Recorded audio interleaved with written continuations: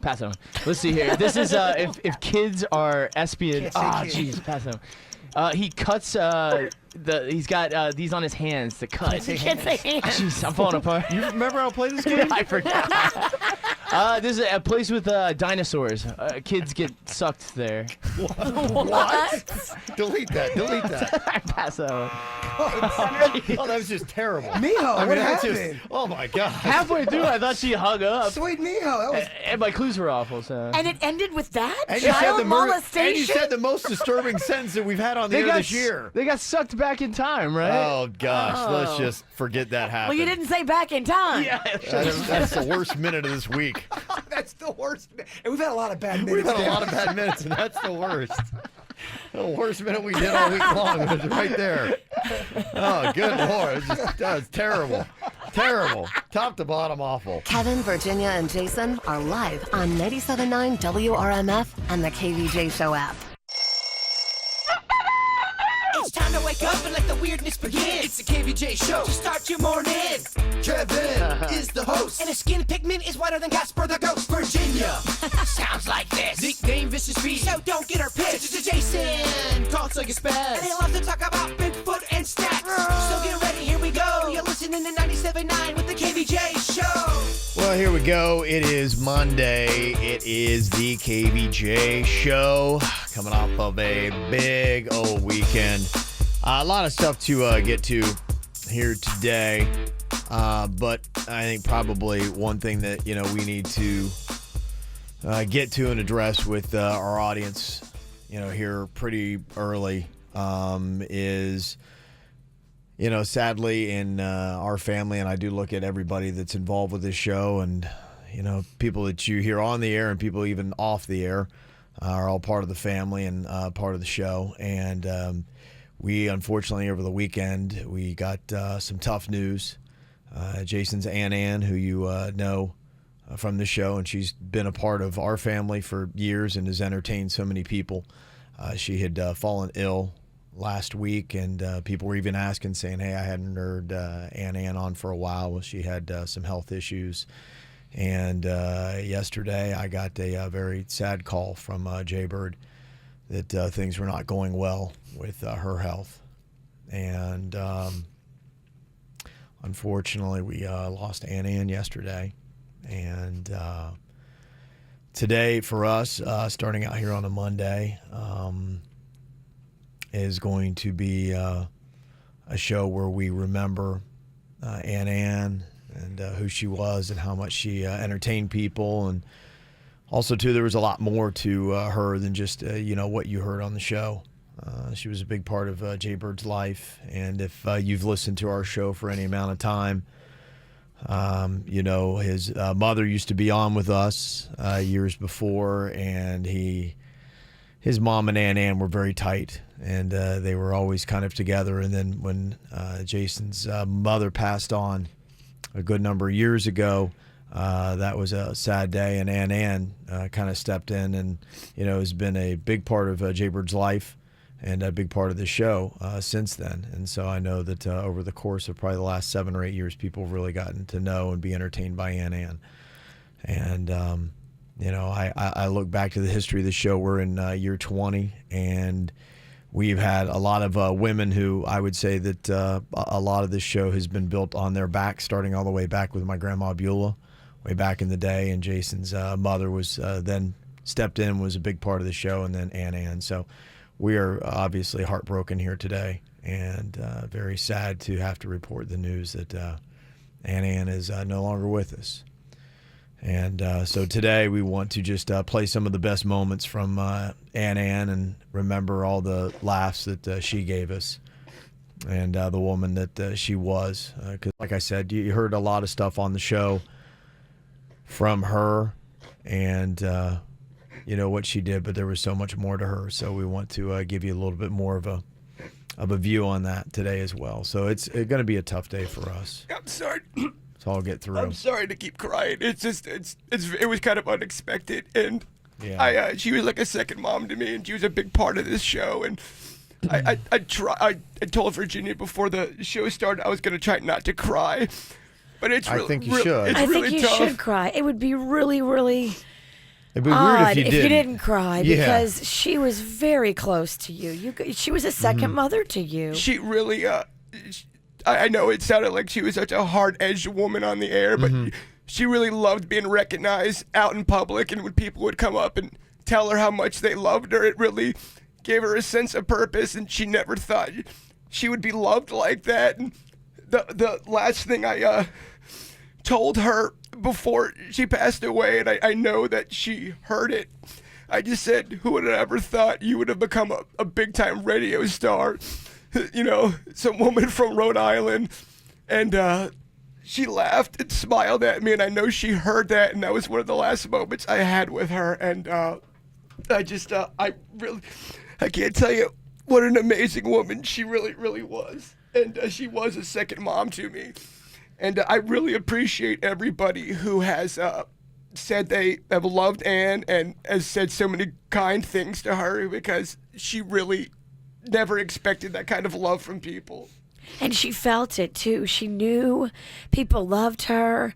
People were so kind to her on social media, and when they would see her out at the grocery store, and they would say the most loving things to her and just make her feel like, you know, she was a rock star, which she was. She was a huge rock star on this show.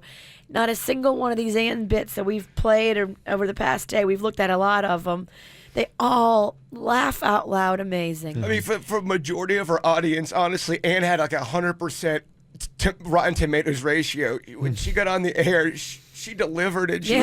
I mean, I was looking back at the horror movie we did with her. And for a woman of her age, being that old, I mean, she wasn't that old, but someone who's, you know, a little bit older, to put that much heart and be such a big part of that, was just, I'm so happy that happened. I have that memory with her.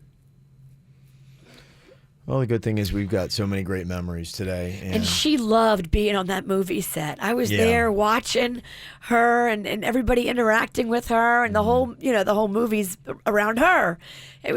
She was shining. She was so happy to be so involved and so beloved, and she truly was. Well, for me, it's so good to hear that, you know, she really loved the acknowledgement that she got from the show, and that it did give her purpose. Because I know, you know, a lot of times you would hear the bitch and be like going, oh my goodness, they just keep, giving this woman a hard time. But she, you know, truly came in and she saw her role, and she was truly just genuinely a very, very funny person and a good-hearted person on top of it. And I think that everything she did just really shone through with that. And so for me, it's great to hear that, you know, she really did relish her role and the acknowledgments that she got, and loved being a part of our show, and has been a big, big part of our show. And I'm just going through it. It happened kind of unexpected, and we didn't expect this to happen. It was she had been having trouble with her liver, and we were trying to get it figured out the last 3 weeks, and we really couldn't get any answers. And on Thursday, she just made a turn for the worse. She just couldn't get out of bed. And then my sister, Becky, who has been amazing. Becky, my sister, I love you so much, and I hope you hear this, because Becky has really kept our family together and has been taking care of Aunt Ann and taking her to her doctor's appointments. And my sister, Becky, you know, came knocking on my door on Friday, and it just was one of those weird knocks at a weird time, and Chewy's barking, and you know in your gut that something's wrong. Mm-hmm. It just was very odd.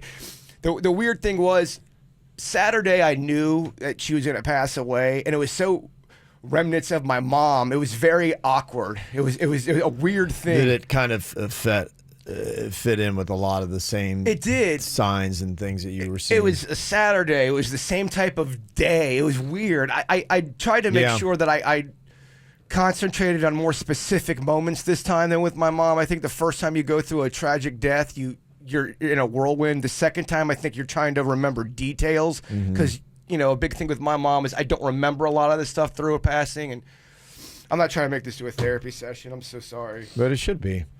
Yeah. That's exactly what it should be. I mean, it is what it is, and it just, you know, we'll do what we can and cover other things today. But I mean, to come in here and to have, I mean, she was a major player of our show. I mean, it's KVJ, but I mean, you know, there's Denny's and there's Suits, and there's, I mean, so many other people that, and even listeners that we have, they're an active involved role with this show that are family, and she's part of the circle. We lost a team member today. The people that listen to our show that remember the bits with my mom, they you know, those are those are old school diehard fans. They knew how beloved she was, and she was not an easy person to fill that role, you know. Sure. And Aunt Ann came in there and really didn't miss a beat, man. No. I mean, Aunt Ann was so damn funny. She was very funny. She was very funny.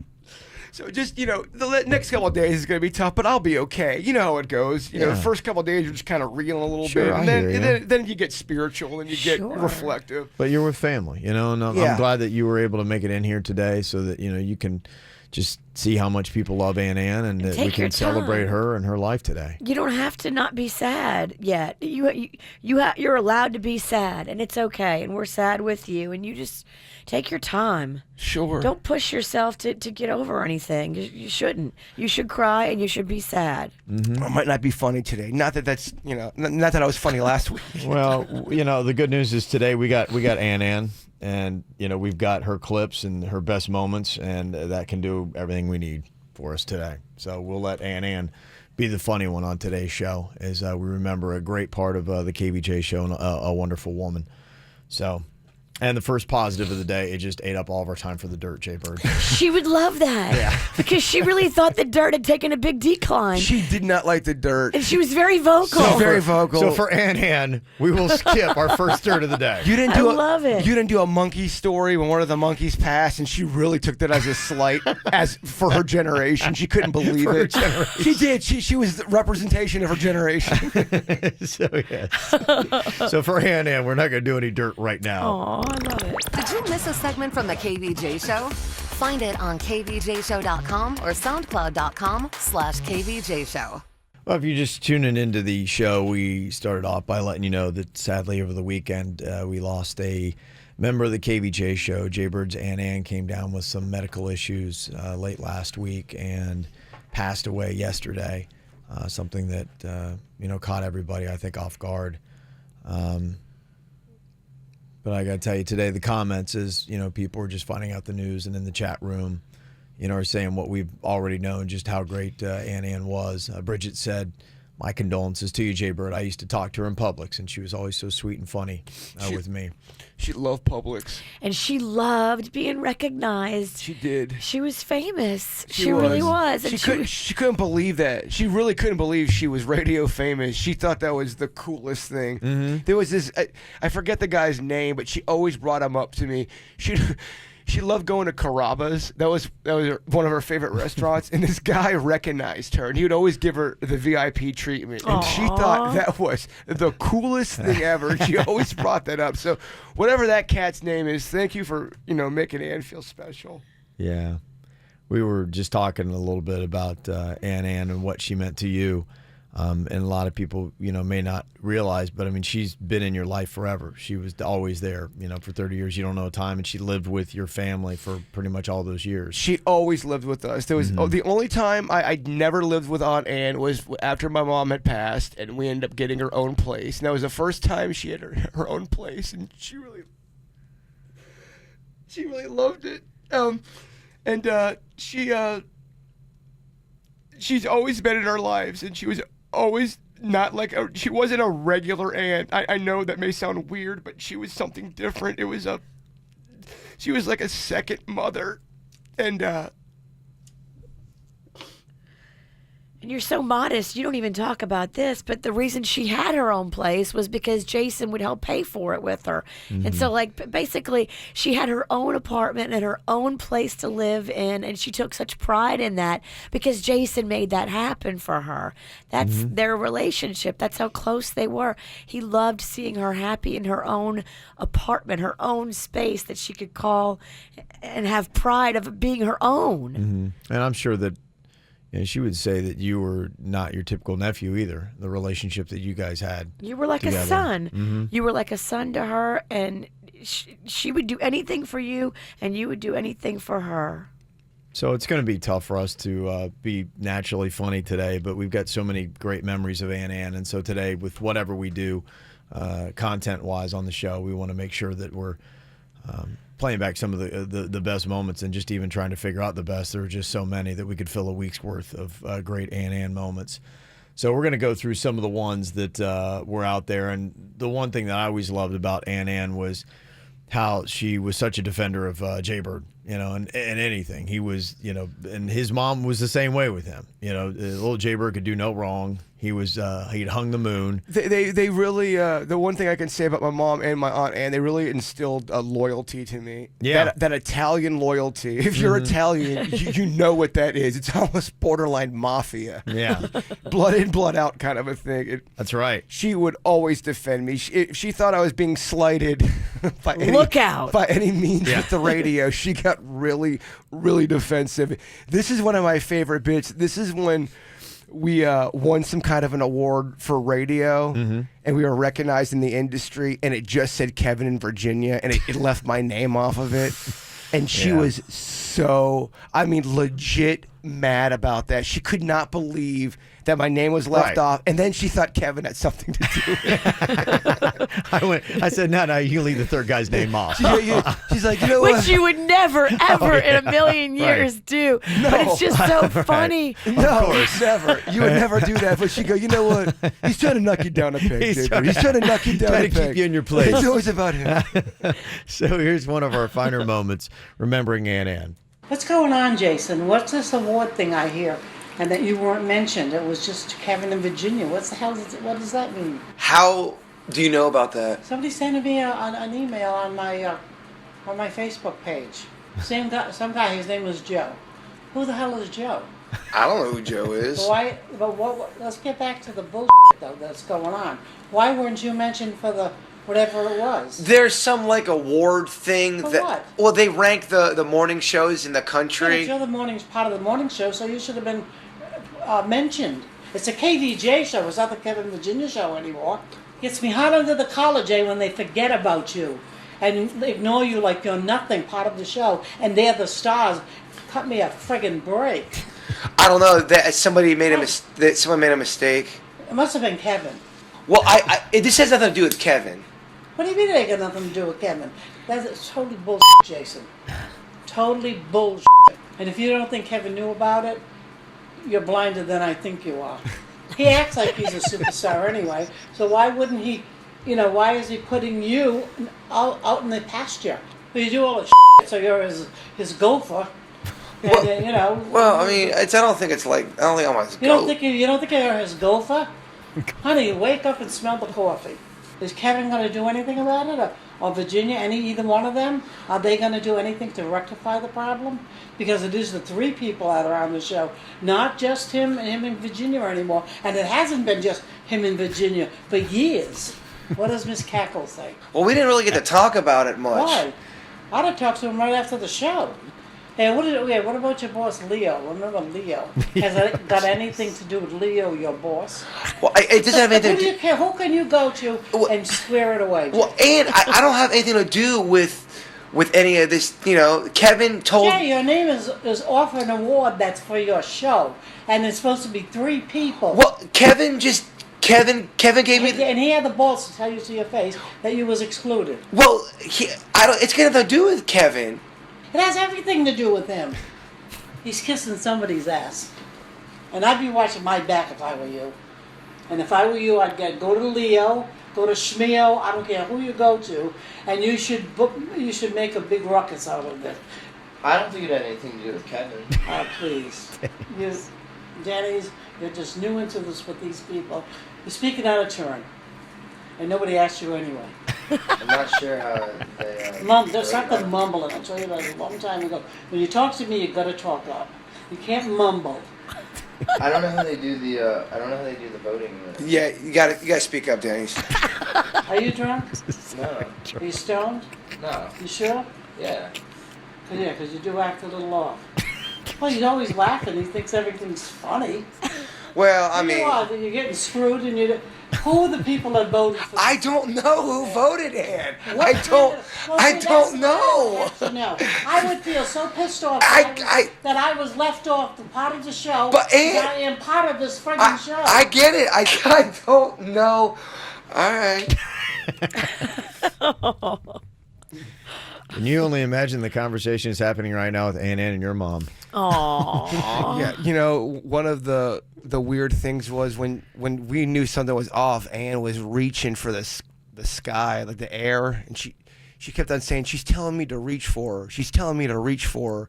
And we feel like that was just to make ourselves feel better. We were saying that she's reaching for her mom. I've heard that Sure. the loved ones that pass away, they help guide you when you're passing. Yes. So I've heard that many times. last year we lost my mom's best friend with one of my dear friends that, you know, she was like another mother. And when she was passing on, she was telling her son, who's one of my best friends, saying, Kay and my mom's here. They're guiding me to go. They keep telling me to go. And that's what she was saying on her deathbed. You know, that's the solace that we look for. Mm-hmm. Well, there's so many nice comments, too, that are coming in just from people that had experiences with your Aunt Ann. Somebody sent in a text, said Ann was a patient where I work, and she was definitely a rock star in our office. Aww. I waited with her a couple of times for her ride to pick her up, and we would have wonderful conversations. She was a sweet, sweet lady, and I'm very sorry for your family's loss, Jay-Bird. Thank you. So today is definitely going to be a sad day for us. And if you're just tuning in, unfortunately, we found out yesterday that Jay-Bird's Aunt Ann passed away. And so today, if you have any favorite moments from Aunt Ann that you want to hear on the show, you can let us know, because we're going to be just going through some of the best moments that Aunt Ann gave us. There's so many. I don't even know if we can fit them all in one show. It would be a whole week's worth. So, you know, we're going to do what we can, and we'll probably be spiking stuff in for the entire week. But today it's pretty much going to be wall-to-wall about Aunt Ann. So if there is something that you would like to hear, a favorite moment that you had from Aunt Ann, you can let us know here, 877-979-WRMF at the KVJ Show. Get the info on everything that's going on with us at kvjshow.com. Well, today we were just talking about Jay-Bird's Aunt Ann. Unfortunately, we lost her yesterday. She passed away, and what was something that was unexpected. But, you know, for all of us here today, it just doesn't feel right to do much else other than, you know, just talk about Aunt Ann and what a wonderful woman she was, and help people understand a little bit more about the relationship that she had with Jay-Bird and the family and the woman that she was, even off of the air, what you didn't get to hear, and who she was, and the dynamic between her and Jay-Bird, and what a big part she was to our show. I mean, she made so many funny moments on our show, and just the way that she talked and was such a big part of what we do. It's going to be hard to imagine the KVJ show without her.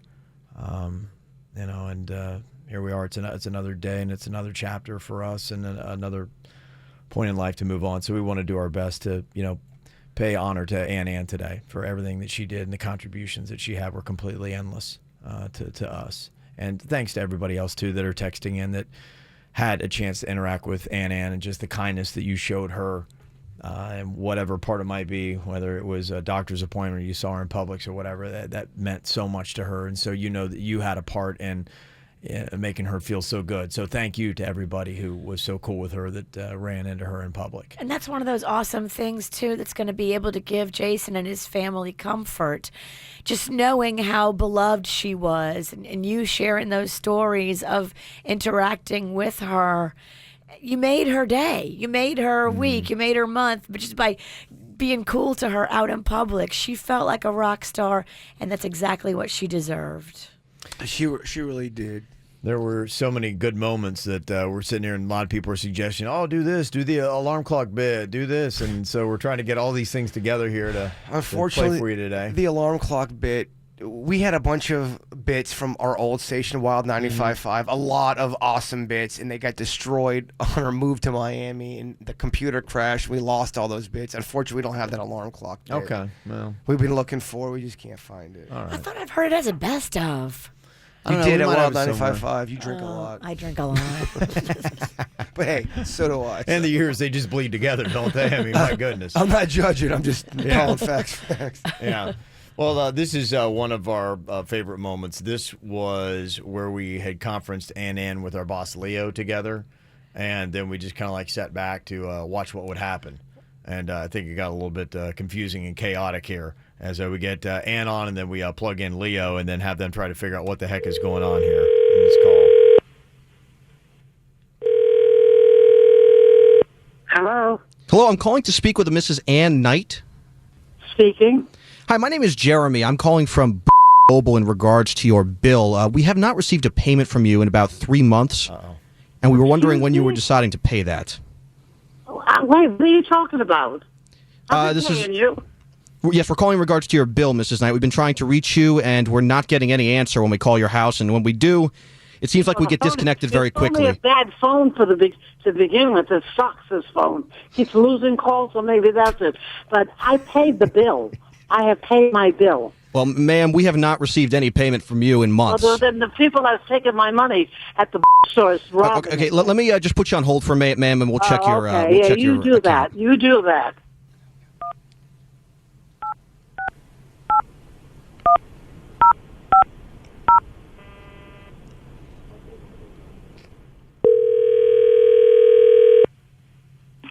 Hello. Hello? Hello? Can I help you? Hi, hello? Who's this? Who's this? My name is Ann. Who are you? Ann. Yes. Aunt Ann? Yeah, why? Who is this? This is Leo. You got to be kidding me. Leo from Jason's work? Why are you calling me? I didn't call you. My phone rang. I just picked it up. Huh? I don't understand. What's going on? How are you? You playing some kind of a trick on me? I think they're playing a trick. I think they're playing a trick on both meet of and us. greet with the Dixie Chicks. Nothing for me on that. What's going on? Now you're going to make a fool of me and call me and joke with me? Wait a minute. I didn't call you. I did not. I answered my phone. Well, how the hell did you get? Why did you get my phone number to call me? This is ridiculous. I don't have your phone. I didn't. Okay, She's a hard worker. The word doesn't mean too much. Are you serious? Come on. I'm sorry I didn't What get do you the mean? Dixie. You promised me the Dixie. You promised me the Dixie Chicks, and they didn't come through. Yes, that's true. Although from you they didn't, but we didn't get no green. I didn't get to meet the Dixie Chicks, thanks to you. I don't get to see it sounded like you had a good time, though.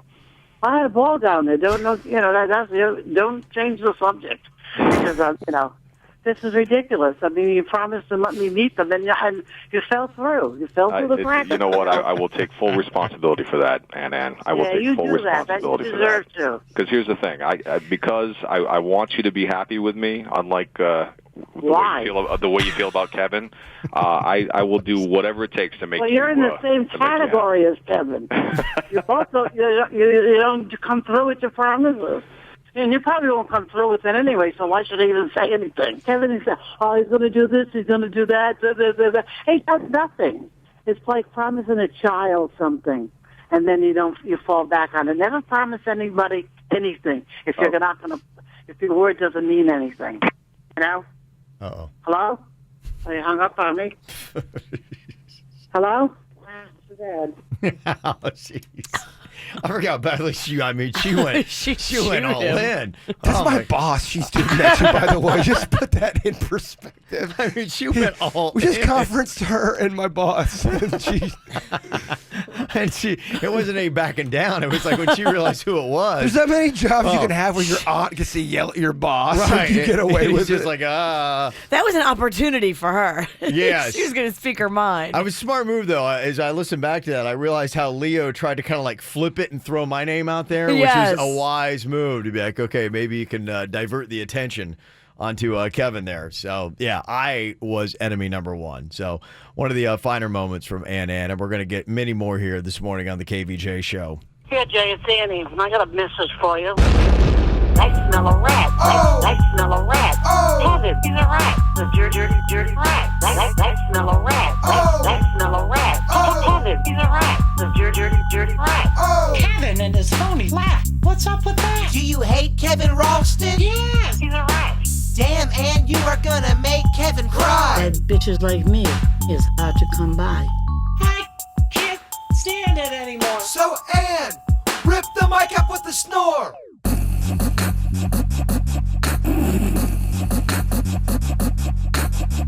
so pissed off I can spit nickels. I'm so pissed off I can spit nickels. I smell a rat. I smell a rat. Kevin, he's a rat. The dirty rat. I smell a rat. I smell a rat. Kevin, he's a rat. The dirty rat. That's great. Shut up. Yeah, one of many Ann songs we had there. We were thinking how many we did. I mean, we got enough for a full-length album. I think there's... Oh, yeah, you could do a whole EP. Yeah. Many of them had to deal with me, so we've got a lot of good stuff on there. Yeah, so today, if you're just tuning into the KVJ Show, we are talking about the passing of Jaybird's Ann. It was unexpected for him and the family, and something over the course of the last couple of days where her health had taken a turn for the worse. And so, unfortunately, it was just something that I don't know that you're ever in a place where you're ready for something like this, and especially when you have Ann, who was such a big part of your life. I'm sorry. All of our lives. I'm sorry I keep crying. I know this isn't make for great radio. No, do not apologize ever for being emotional about losing a mother figure. I'm trying to keep it together, but No. it's really, really tough for me. You don't have to keep it together. We're family. You fall apart and we will hold you up. You guys are family.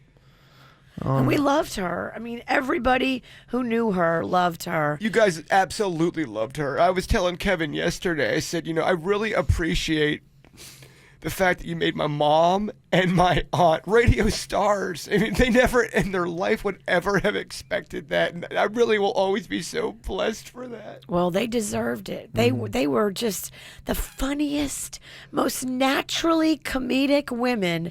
They weren't even trying, and they were awesome. That just it just blows me away. Just like the talent. Mm-hmm. They were literally some of the funniest bits I've ever heard on the radio ever. Yeah. Were your mother and your Aunt Ann, and they weren't even trying to be funny. Just naturally funny Just people. naturally Absolutely. amazing. With my mom and Ann, it happened out of the blue, and I think that's why you get so emotional, because you don't have it kind of rocks your world a little bit when you're not expecting it. Mm-hmm. Well, yeah, I mean, she was sick, but we all thought that she was going to be better. Yeah. Yeah. You didn't realize that, okay, this is going to be the end. It's just... I swear in my heart, I did not go into the weekend thinking I was going to lose Aunt Ann. I did not. No, I remember in both instances it was very sudden for both, and I just, I vividly remember the day that I got the call from Jaybird about his mom. I know exactly where I was and that conversation, how tough it was, and I think I'll always remember when I got the call yesterday from Jaybird. I knew right away that there was, something that was terribly wrong, and so it is sad because they had really become a big part of our family, and that's to me what KVJ is, and that's why I loved having them to be a part of it. They really were an integral part of what we do here, and it's just one thing that I always wanted to have with this show, and they just fit perfectly. I mean, Ann and my mom, they were major players of our show. I mean, people come up to you and say they remember this bit or they remember that bit, but, the things that were always big bits, people come up and tell me that people still bring stuff up about my mom to me. And people always bring up stuff. They go, I love how Aunt Ann gives Kevin the business. I love it.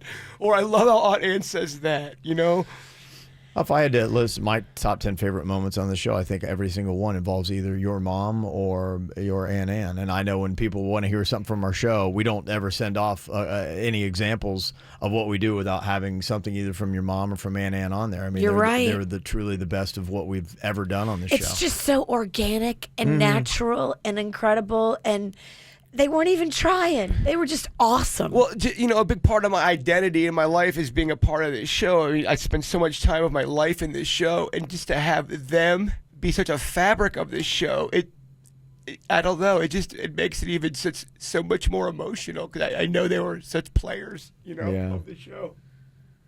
They just loved doing things for you, too. Your mom and your aunt, they both wanted you to have success and be happy. And if there was anything they could do, they would do it in a heartbeat for their baby Jaybird.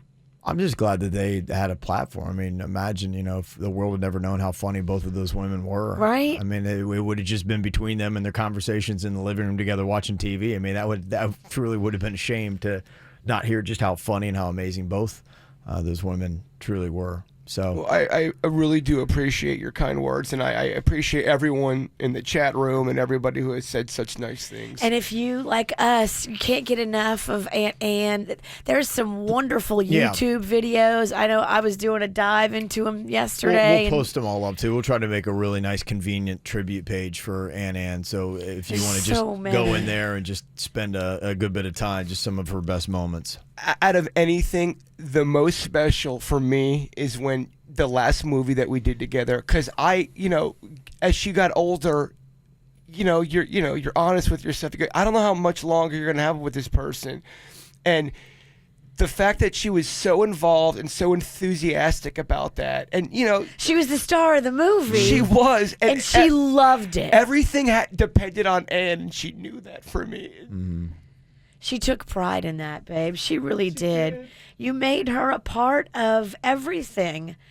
She was so actively involved in your life, and you can rest at night knowing that she felt love from you and she gave love back to you, and you guys had a beautiful relationship. I do want to say some very kind words to Good Sam Hospital for giving us great treatment and making her very comfortable, and the nurses were so nice and peaceful, and so were the doctors, and I just want to say thank you for giving us that. There were so many good moments, and a lot of people were saying, I want to hear this, I want to hear that. I always loved hearing a little bit of Ann going after Denny's, because for a change, she wasn't going after me. So some of the funniest stuff is her going after Denny's. I love it. Yeah, I believe this is the one where we had Denny's try that classic up dog prank, where you get somebody to say something smells like up dog. By the way, I think we did this to her 3 different times, and she never remembered it. Is that the first one, and then I go to that one, Denny's? Is that how that works? Mm-hmm. Okay, all right. So here's Denny's trying to get Ann with the up dog prank, where you try to get her to say up dog, and when she does, be going, not much, dog, what's up with you? Hello? Hello, Ann. Is this Ann? Yeah, who's this? Can you hear me? Yeah, vaguely. Oh, hey, this is Denny's, producer Denny's. What do you want? What are you calling in for? Jason's not here. Well, last time we were there, I think I left something. Did I leave any up dog there? A what? Did I leave any when last time I was there at the place? Did I leave any up dog? No, I don't even know what it is. You don't know what is? There's no up dog there that I didn't leave it on. I didn't leave any up dog on the couch. It's a real dog? It's up dog. What are you talking about? I don't know what the hell you're saying. I didn't leave any up dog there, Ann? No, you didn't leave nothing here, Denny's. Darn. You didn't leave a friggin' thing. That's crazy. And you looked around, because I think I was in the living room. Why would I look around for something after you left? It's it's hard to explain. Up dog. Up dog. Hold on a minute again. I gotta. Ann, I didn't. Ann, are you there? What? I'm here. Yeah, just look around. You don't see. Can you hold on one second? Yeah, no, I'm not looking for anything. I'm not your maid, and you didn't leave anything here that I can see. There's nothing crawling around, nothing other than Chewy, and I don't know what you want. I don't know where you left whatever your dog is, whatever that is. You know about up dog. What? You know about up dog. I don't know what the hell. What's an up dog? Hello? Hello, yeah, up dog. Yeah, are you sure I didn't leave any there? Jason said that he thought I must have left it. You listen to Jason. Jason says you left something, the dog, up dog here.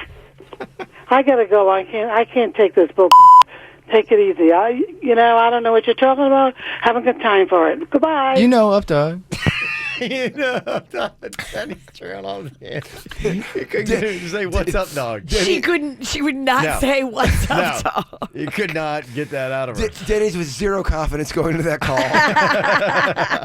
It sounds like he had zero confidence. I think he made him do it again, too. Yeah. He's like, so here's Jaybird behind the scenes. No, that was a good try. You guys try it one more time. Do it one more time, man. It'll be good for the show. It'll be good for the show. Get her to try to say, oh, what's up, dog? Hello? Hey, Aunt Ann. Yes. Hey, what's up? This is Denny's. Why are you calling me, Denny's? Last time. What's that? Is Jay all right? Smooth. On in. What are you doing? I don't think it's any of your business what I'm doing. Well, the only reason I'm asking is because last time I was there, did I leave any up dog there? What are you doing? Denny, you played that shit on me a while back ago. What is Kevin running out of ideas? Which is no big surprise because you did that shit and I remembered it. Yeah, I know it's kind of lame. I think Kevin wanted just to try it again. Here we go. I think he just wanted to try it again on you. Okay, Denny, do me a favor. Stick to smoking the bong because these calls are a little weak. Oh, I mean, Kevin he just wanted me to call and see if you had the... Well, tell Kevin to mind his own business. Stupid. It's a stupid thing to ask me. And I'm not going to fall for it this time either. I hear it. It is kind of lame. Call me when you got something decent to talk to me about, okay? Tell that to Kevin. All right, I'll tell Kevin for you on in. This is really some stupid shit. All right, I'll let him know for you. And leave the bong alone, too, really. She just rips him. She was not accepting any kind of tomfoolery. No, that's too goofy for her. It's a stupid prank, too. Get a better idea, Kevin. Susan is on here from West Palm Beach. And, Susan, you had some personal interactions with Jay Bird's Ann. Terrible time for our phones not to work. Well, yeah. Okay. We'll reset that and try to get you on later. She said that she used to work with Ann, and she talked about how much she loved you. Yeah, so we'll try to get her back on here in just a little bit. I'd love to talk to her.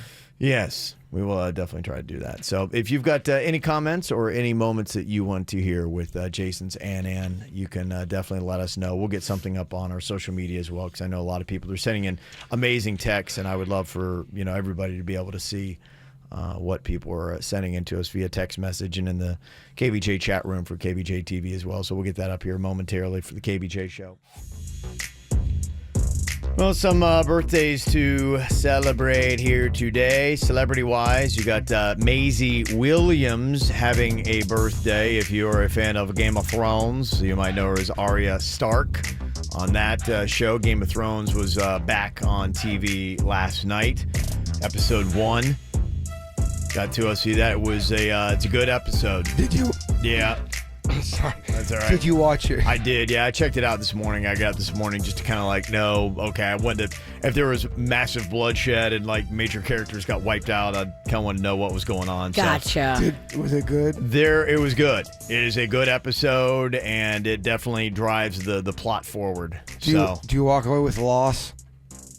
You mean, is there a big character that gets whacked? That's what everybody wants to know. I'll tell you, there's and hopefully they do this. Every single episode will hopefully have a major plot set up. And I will let you know that. I won't let you know about death, but I'll let you know there is a big plot. One of the big pieces in the dominoes that has to fall fell last night on Game of Thrones. So if you haven't seen it yet, I think you will like the episode.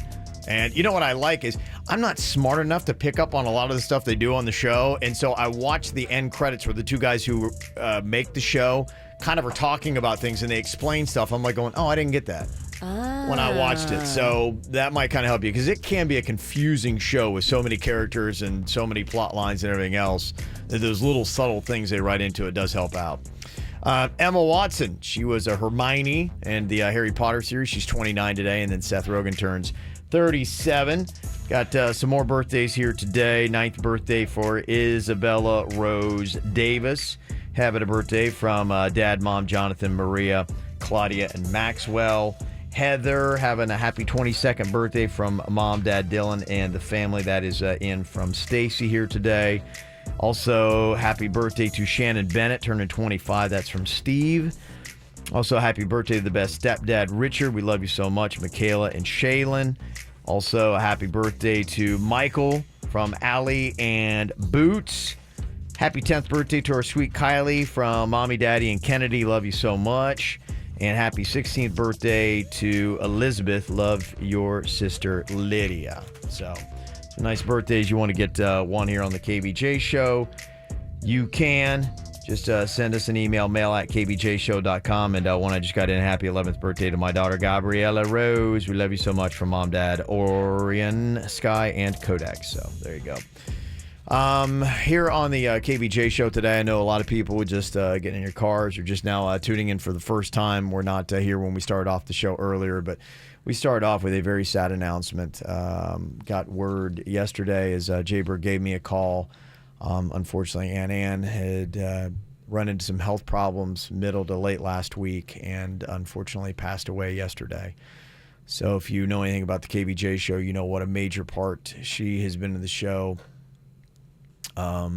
And how big she was for all of our listeners and, of course, for us. Is she was like a second mother to Jaybird and has been with him his entire life. And so a lot of us today are wishing our condolences to you, Jaybird, and to your family, and nothing but love and also gratitude for, what she put up with and what she did for the show and just how funny she always was and came with so much good humor, and she was so hysterical and everything that she did. And even my son Colin this morning is listening up in Ann Arbor, and he said, let Jason know that I'm sorry to hear about Ann. I've been listening to the show a lot since last summer, and her bits most often had me laughing out loud while doing my boring lab work. She impacted a lot of people's lives, so thank you, Jason. So that's Thank for my you, son Colin. Colin. I really appreciate that. It's very kind of you to say. She was a loved character. She was just so organically funny, just so genuine, and just so filled with love for her Jaybird. You couldn't help but be a fan of every time she came on the radio. It was just always good. It was always awesome. Who of us can say that? Every time we did a bit, we knocked it out of the park.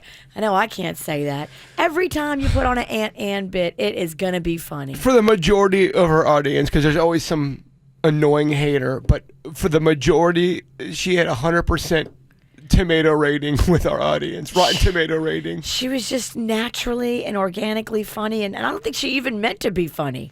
No, Sometimes she was just herself, and she was just awesome. That's what truly was amazing. And I knew if we ever needed something funny, I knew anytime there was something that came up, and I'm like, oh, okay, we got to run this through the Ann filter, because you just knew that you could throw anything to her. It was the safest bet we had when it came to bits on our show. My mom and Ann were automatic, man. Yeah, they were really automatic. were. We always knew that. We used them as a crutch so much throughout the course of this show. Both amazing ladies, and they always did. You're right. Always they were such a big part of the show, and I really do appreciate so many of the kind comments that everyone's saying about my mom and Ann, and I think the reason why I'm so emotional, not only because I love them so much, but also they had such a big part of our show. They were so ingrained in our show.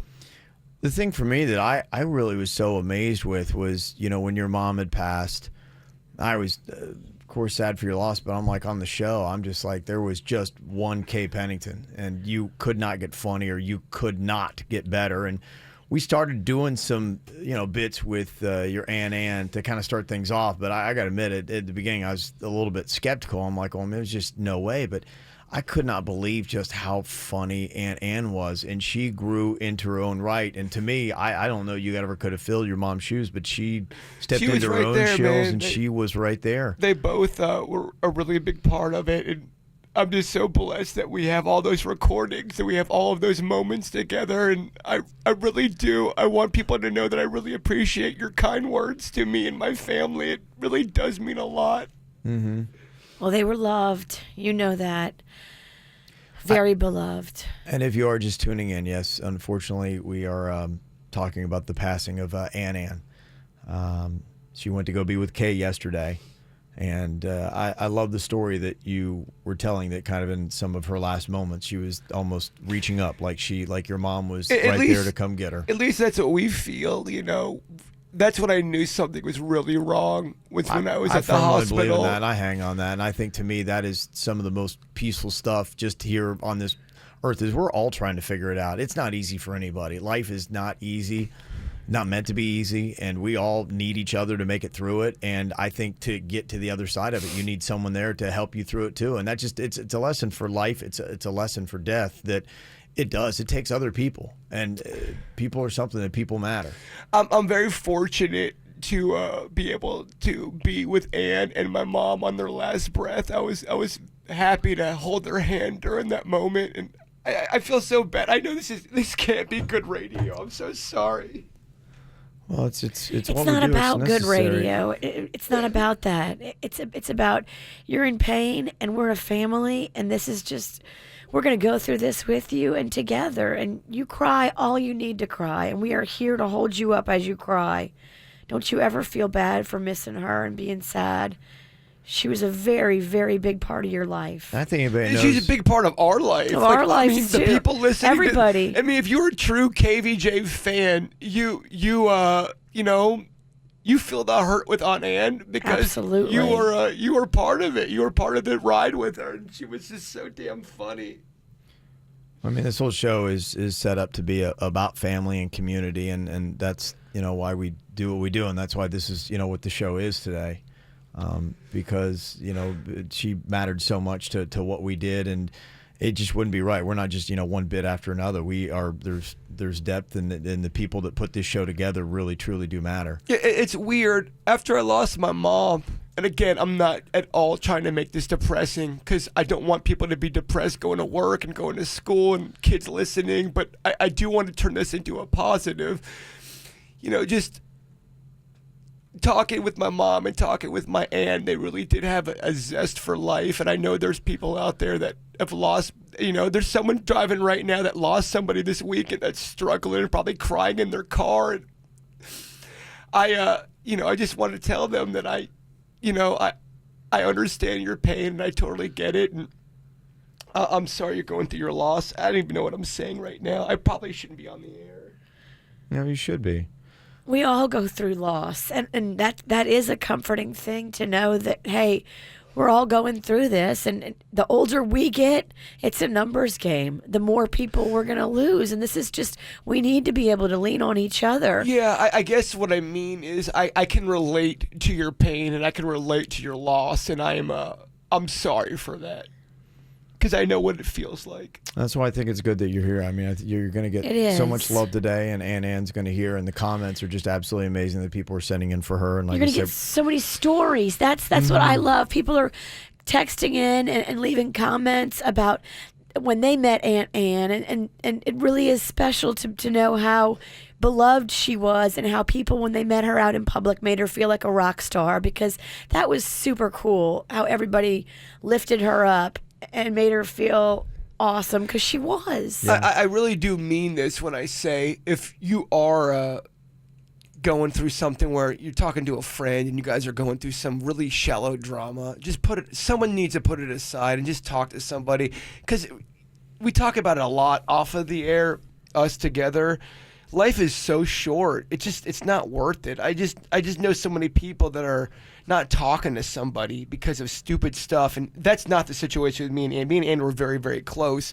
I guess my point is it's just not. It's just not.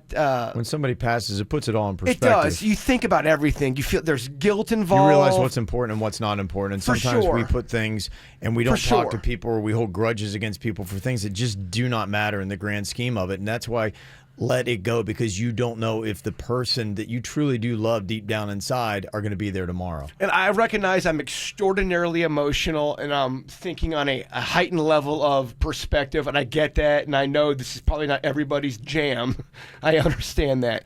I just we've always talked about being real with each other, and everybody's got their own thing, and whatever your thing is, you can be who you are and express how you feel. Absolutely. And that's why we're relying on our best Ann clips to bring the funny part today of the show. And I was just talking a second ago that when your mom had passed, and we had so many classic moments from her, from the circus rats and the wigwam and everything else that we had done that were classic K-bits.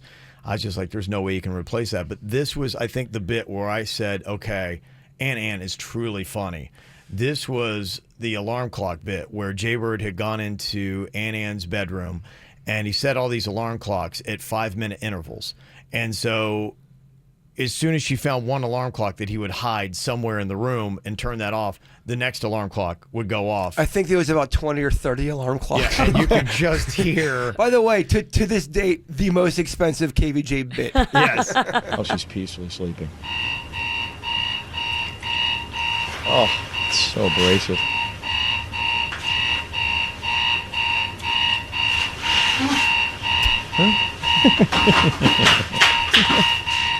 Come on. What the hell is this? Who put this here? Who put this here?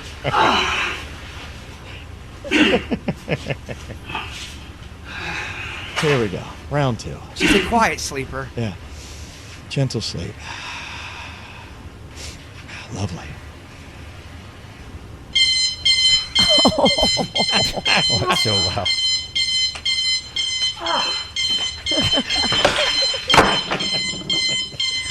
Oh, it's so piercing. Oh yeah, shut this friggin' thing off. That's horrible. Here we go. Round 3.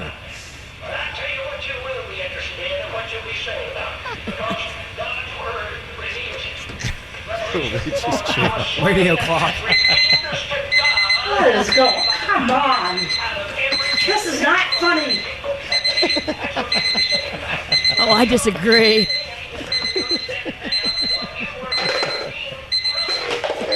And she can't find him? No. These alarm clocks are set all over her room, and she has no idea where they are? Well, because it's dark in there first. I mean, it's like a cave. What time in there. is this? This is about 4 o'clock in the morning. 3:30, 4 o'clock in the morning. And you hid all the alarm clocks. Yes, I had to do. I mean, this honestly took. This is like a 6-hour ordeal, and it wasn't cheap because I had to buy all these alarm clocks. Your Aunt Anna's about to go crazy at this point. Forget the restful sleep.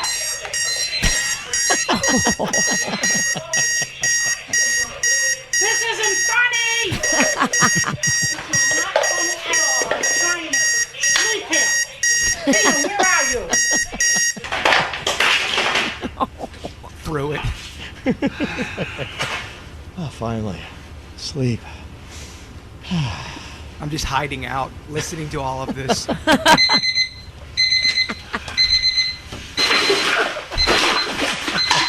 Oh my God. Kill myself. Where the hell are they coming from? What the hell is this? Yeah. Oh, my God. It's awful. Where is it? Please. This is ridiculous. This is not a funny thing at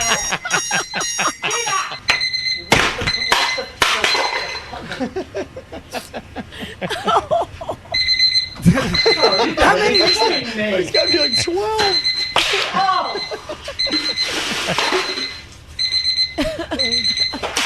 Oh, my. Oh, she's just trashing the whole room now. Oh, man.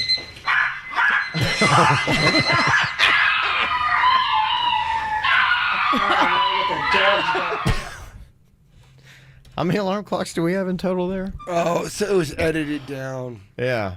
But I think I put like 25 to 30 in there. Oh my gosh. Yeah, if not, it would have been an 11-minute bit. So many great comments that people were sending in here for Ann, and credit to you too, Jaybird, for being here today. I know that it's not easy, to be here, but I'm glad that you are for our audience, and I really wanted today to be a big tribute for Ann, and somebody texted and said, "This is good radio, Jaybird. You guys are showing everyone the authentic, heartfelt side of you that we all want to see once in a while. Not everything in life is fun and funny." Thank you. We all know as KVJ Show fans that you loved Ann, and I'm so sorry for your loss. That is Kristen that sent that in. So, there's just nothing but a great outpouring from people. Yeah, I really appreciate all the kind words. I really do. It means so much, and I'm very, very thankful. Yeah. And we'll make sure that we get this and save all the comments that people were making and put them together. I think it would be a nice thing to have and always hold on to for Ann. So we're going to get some good stuff posted up on our social media, on our Facebook and Instagram and whatever your thing might be, to leave a comment. And I'm sure that Jaybird will go through and read every single one of them and his family will as well. So thank you for the kind comments that you're sending in here. 877-979-WRMF, 877-979-9763 here at the KVJ Show. Get the info on everything that's going on with us at kvjshow.com. I gotta tell you, I really can't even keep up with all the comments as they're coming in here today, and I want to say a big thanks to everybody wishing their condolences for Jaybird and the passing of his Aunt Ann, message that we unfortunately had to deliver as we signed on here today. But people like Barbara writing, please tell Jason, stop apologizing. Grief is a form of love, and our love, thoughts, and prayers go out to the Pennington family and the KVJ Show family. Aunt Ann and her humor that she brought got me through some of the toughest days of my life. When my husband was having open heart surgery in November, and I was listening to old shows with her, with tears of laughter, were getting me through it. So thank you so much. Jen said, Jaybird, I am in tears going to work. My heart is broken for your family. Anna was absolutely the best. Thank you guys for playing the alarm clock bit. This isn't funny, Jason. Where are you? This is by far my favorite. Now I'm crying happy and sad tears. My thoughts and prayers are with you and your entire family. Thank you so much. And I'm only apologizing on the, I know that it's not a normal drive to work when one of the co-hosts is crying. So that's why I'm apologizing. I appreciate everybody's support. I really do. Thank you so much. Well, I think people are just amazed that you're here today. I mean, this is a day where to be natural, most people be like, look, I can't do this today. I mean, the last thing I want to do is come in and try to do a radio show. Well, I gotta, keep on track with Virginia. She had a baby and then came to work the next day. So yeah, you're right. She would hold that. I over really your head, can't. yeah. I can't be all soft over Yeah, we here. all. You lose a limb. Yes, you need to be here the next day. Yeah. She set the precedent. Oh. People and thank you, Virginia, for being there yesterday. Of course. Virginia, just so people know a little behind the scenes, we weren't able to get a priest right away. One of Ann's last dying wishes was to make sure her last rites was with a Catholic priest, and because she had passed away during Sunday Mass, it was really hard to get a priest, and I reached out to Virginia, and she made it happen really quick, so my family will always be very thankful for that. Right before I texted Virginia, the weirdest thing, not this means anything, but it gives a little solace. I texted Virginia and I said, we really need a priest. I texted you, Kevin. I called you guys. And as soon as I sent off the text, I walked over to the corner of the hospital room and there was a New Orleans baby king cake thingy. Little king cake baby was in the room on the ground. And I picked it up and my sister said, you know what, Virginia is going to get us our priest. And I know there's some atheists out there that don't believe in spiritualism, and I get that.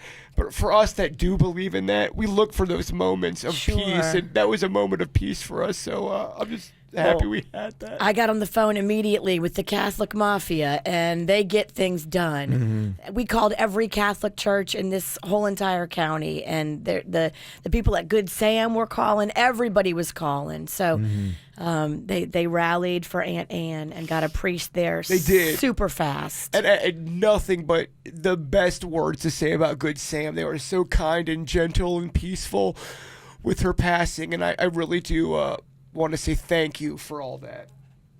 People are calling in, sending in text messages too about some of their favorite moments with Aunt Ann, and today we just want to be able to play some of our favorite moments that we'd had with her back for you, and hopefully maybe for some of you you're hearing this for the first time, but so many people are saying, oh my gosh, we got to have a banquet with pies galore, and if you're listening, you don't even know what that means. That all came out of a Thanksgiving conversation that we'd had with Aunt Ann, where she was very excited because she was going to be getting multiple Thanksgiving dinners, and she was very excited because one of these Thanksgiving dinners, the buffet spread, was going to have a layout of all the pies you could imagine. And I believe this is the beginning of the villain Barbara that is introduced to the audience, right? Because Barbara had this, I believe it was a New England Thanksgiving. Yes. She had the invitation, so she had the hookup, and she was wielding that.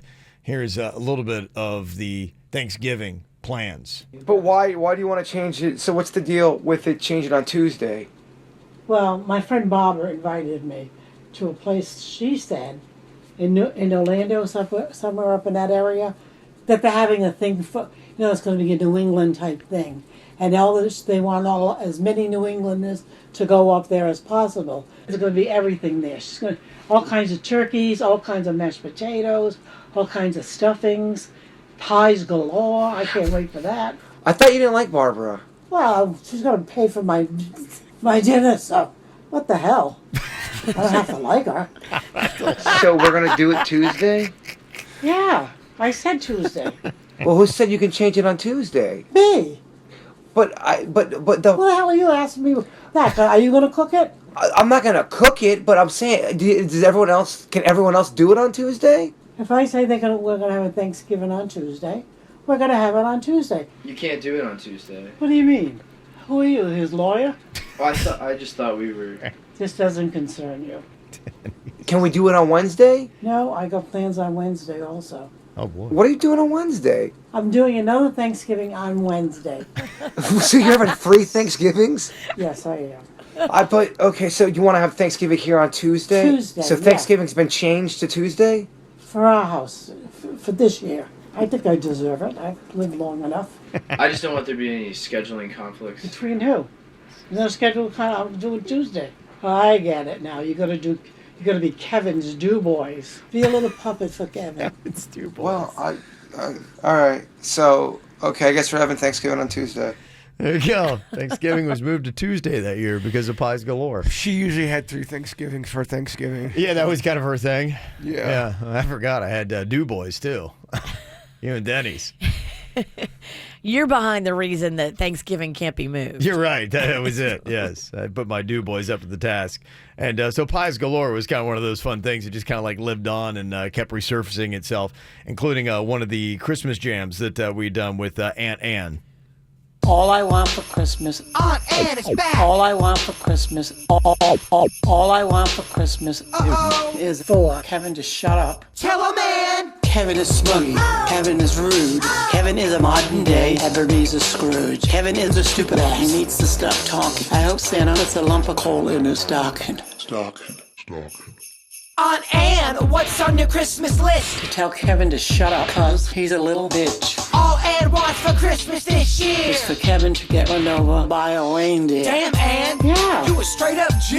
Keep that stupid ass Kevin away from me. Kevin, Aunt Ann ripped you up on the mic. Merry Christmas to all, and to all a good night. All Ann wants for Christmas is Pies galore, pies galore, pies galore. all Ann wants for Christmas is Pies galore. Can't have Kevin not talk anymore. Kevin is smuggy. Kevin is rude. Kevin is a modern day Ebenezer Scrooge. Kevin is a stupid ass. He needs to stop talking. I hope Santa puts a lump of coal in his stocking. Very smuggy. Very smuggy. Somebody sent a really nice photo, and there's a beautiful rainbow right now in Boca. Aww. Like Aunt Ann is hearing what's going on here today. She hated Boca. Honestly, she really didn't have kind things to say about Boca. And that's not Aunt Ann. I don't think I'm on her side. Somebody texted and said, first, I want to say I'm so sorry for your loss, Jay Bird, but I am a hospice nurse, and I think you are very brave to share such deep personal pain.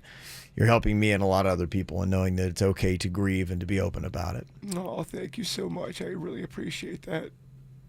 And I think it's, good for our audience to be able to send in stuff and their own personal moments. And it's something where, we had to let everybody know. And not only, too, I want to make sure that we talked a good bit about the Aunt Ann that you didn't get to ever know what she was like off of the show, because you only heard like the moments where we had her edited, her funniest moments and where she was doing what she did. But there was a lot more to your Aunt Ann than just what you heard on the show. The one story I'd like to share is that my sister Becky, who's been so awesome with making sure Aunt Ann gets to her doctor appointments and all of that stuff, she sensed something was going on with Aunt Ann, and she said a month ago, she goes, "Hey, do me a favor. You have so much wisdom. You've lived, long enough. Write down your top 10,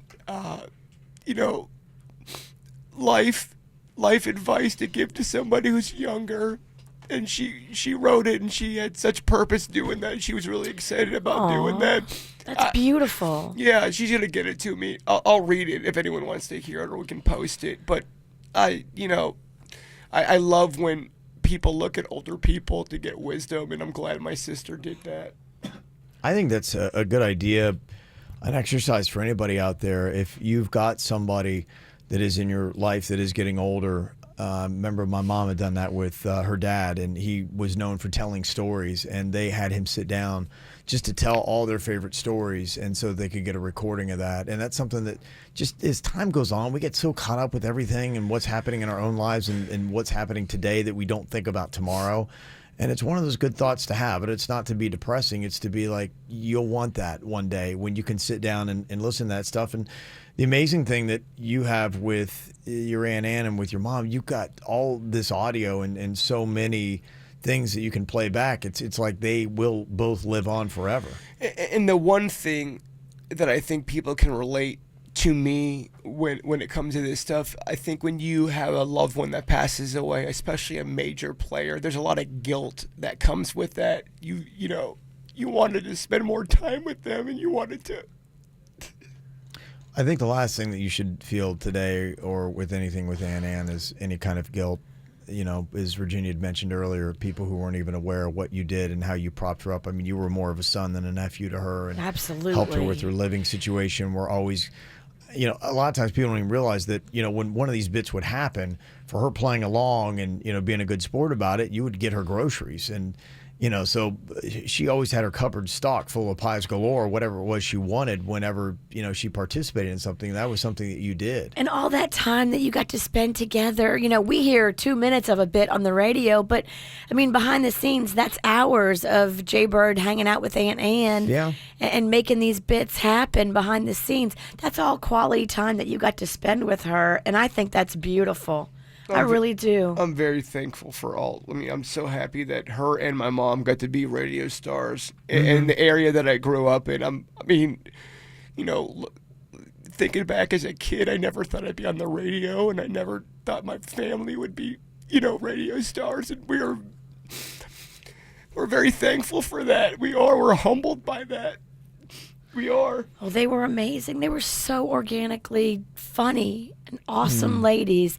They deserve every bit of praise. And thank you so much to everybody who's leaving comments and telling their stories about when they met up with Ann at the grocery store or something. Those stories are awesome. And thank you to everyone that was so kind to Ann when they met her out in public. And she loved Panda so much. You know, you have to understand, Panda, your husband, this is a guy that I grew up with. You know, I met Panda when I was 13 years of age, and he was one of the first friends I got in high school. And I was a little awkward when I got into high school, and Panda was a really good friend of mine, and her and my mom instantly loved Panda, you know. Ann always had so many awesome memories. She always talked so highly of Panda. I was just looking, because I was looking on her Facebook yesterday, and one of the last posts she put up was we shared a picture of you and Panda that you took from the other night, and it was just, she had so much love in her heart. If she loved you, you were just golden. Yeah, I mean, I know we always played the hard edge of Ann, but Ann really was so much more than that. She had a heart of gold, and she was just your perfect Italian kind of woman. You know, she was loyal to her Jay Bird. Loyal, you know, at breakfast, she's talking about, you know, lunch and dinner, just like any Italian. My Italians know what I mean. Well, and, you know, as we pull out some of these clips, too, I'm just, you know, starting to see and remember, oh yeah, that's right, you know, she had that, and there was a lot of cool things that happened with Aunt Ann. That, you know, we got the clip right here where she got to design her own pizza. Kev, we had the Aunt Ann. I mean, what a, you know, for an Italian woman like that to have your own pizza that people can go out and order, specifically the Aunt Ann. And it was good. Yeah, I really mean this from the bottom of my heart. I mean, Ann was a major part of our show, to the point where I always knew when I sent something to Kevin that was an Ann bit, I knew it was going to get a replay. I knew that was 2 segments filled during the show. Yeah. And that's a big deal, because we're always looking for things to fill up time with. Yeah. So to get 2 segments out of an Ann bit is just, you know. She was a guarantee. And only the best of the best gets a double banger on the show. Only the best of the best gets a double banger, and she always got a double banger. Yeah, she did. So did my mom. You know, they were literally cut from the same cloth. Well, here you have the enthusiasm when she got her own Aunt Ann pizza pie at Jet's Pizza. It's a big deal. Hey, Jay Bird, I want to talk about the pizza idea. You know, I want to get more involved in it. I need to get involved in it. I need to let you know to make the real authentic Italian I want to talk about pepperoni. I want to talk about meatballs, sausage. I want to talk about ham. I want to talk about anchovies. You name it, you got to discuss it. And also about the sauce. You got to make good, Italian sauce. So we have to discuss it. I want to talk to you about it. And I do want to get more involved in it. More, put my teeth into it. I'm interested, very, very interested. Give me a call back and we'll discuss it a little further. And I think it's a great idea. Talk to you later. So finally, there's a great idea that came out of the show, and it was getting her pizza. This is a nice comment from Barbara Casey in the chat room. She did a heart surgery in November. Barbara had, and I listened to replays of her, and she, for me, got me through the roughest 6 days of Myers May Hospital, I guess. May she rest in peace. Mm-hmm. There's just so many great comments that people are sending in, and thank you so much for the people that are doing that. We really appreciate it. As people are waking up today and tuning into the show, we want to make sure that pretty much wall to wall you knew that unfortunately yesterday Jay Bird's Aunt Ann passed away. And so today for us, it's a time to grieve, but it's also a time to remember all the laughs that she gave everybody. For sure. And just for people listening, I'm going to be okay. I'm getting a lot of messages.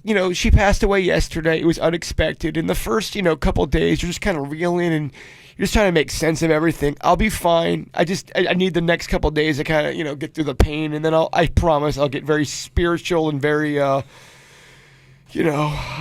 the word I'm looking for? Enlightened? I don't know. She's going to be your guardian angel now.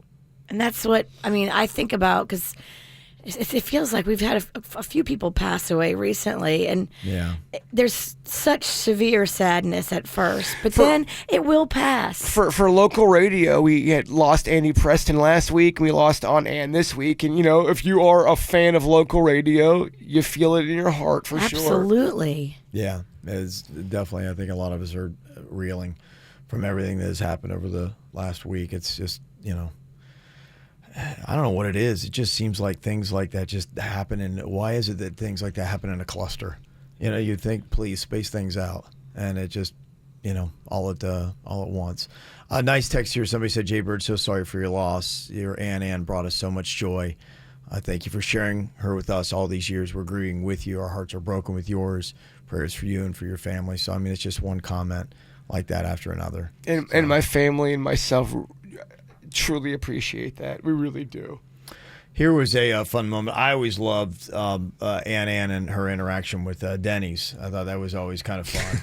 And she just gave him the business, and it was awesome. But honestly, by the end, she really ended up really loving Denny's. She loved Denny's, and she loved his wife Jen. She thought they were so adorable together, and she knew how much Denny's means to me. And she really, she did. She loved Denny's.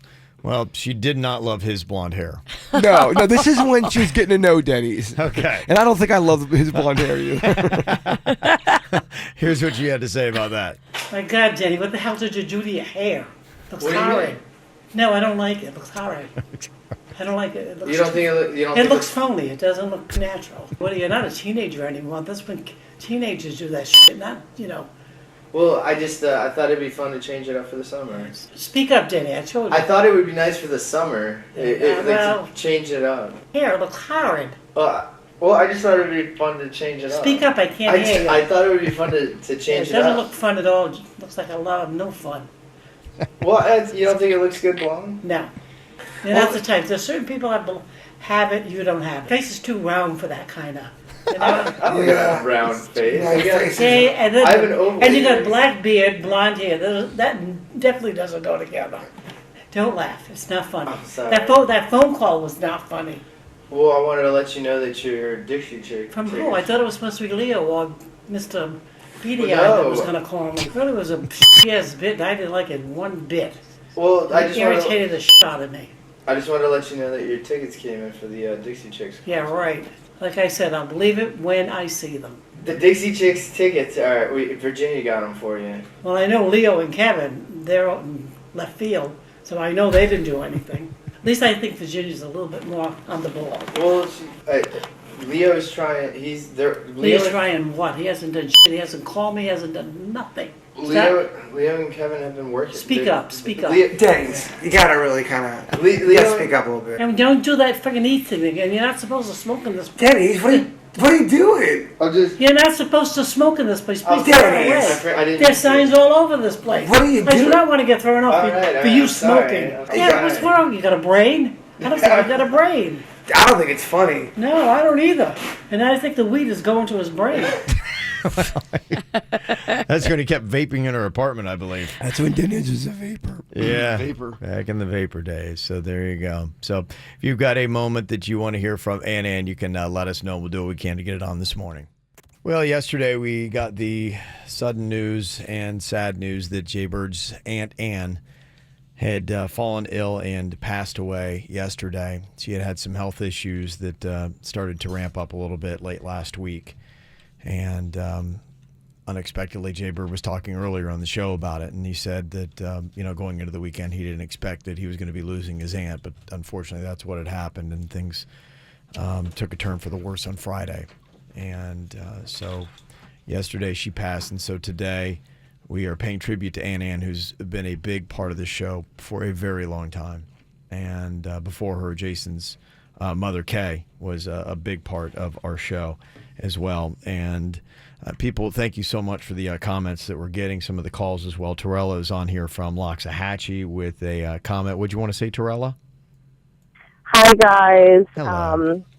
This is a particularly rough Monday. Jay Bird, I just want to say I love you, and I'll be praying for you. Thank you. The station has my number, so if you need prayer, call me anytime. But it's just really extraordinary that Ann went home yesterday, because Palm Sunday is when we celebrate Jesus' welcome into Jerusalem. And a while ago, the church started reading the Good Friday readings on Palm Sunday because they realized a lot of people couldn't get to church on Good Friday. Mm-hmm. So yesterday, we actually do the readings of the crucifixion and the passion of Jesus. So the fact that she was welcomed and the whole church was celebrating, or grieving Jesus' crucifixion is really quite extraordinary. And the fact that you got a priest on Palm Sunday, all Sundays are big, but Palm Sunday, they actually have extra services.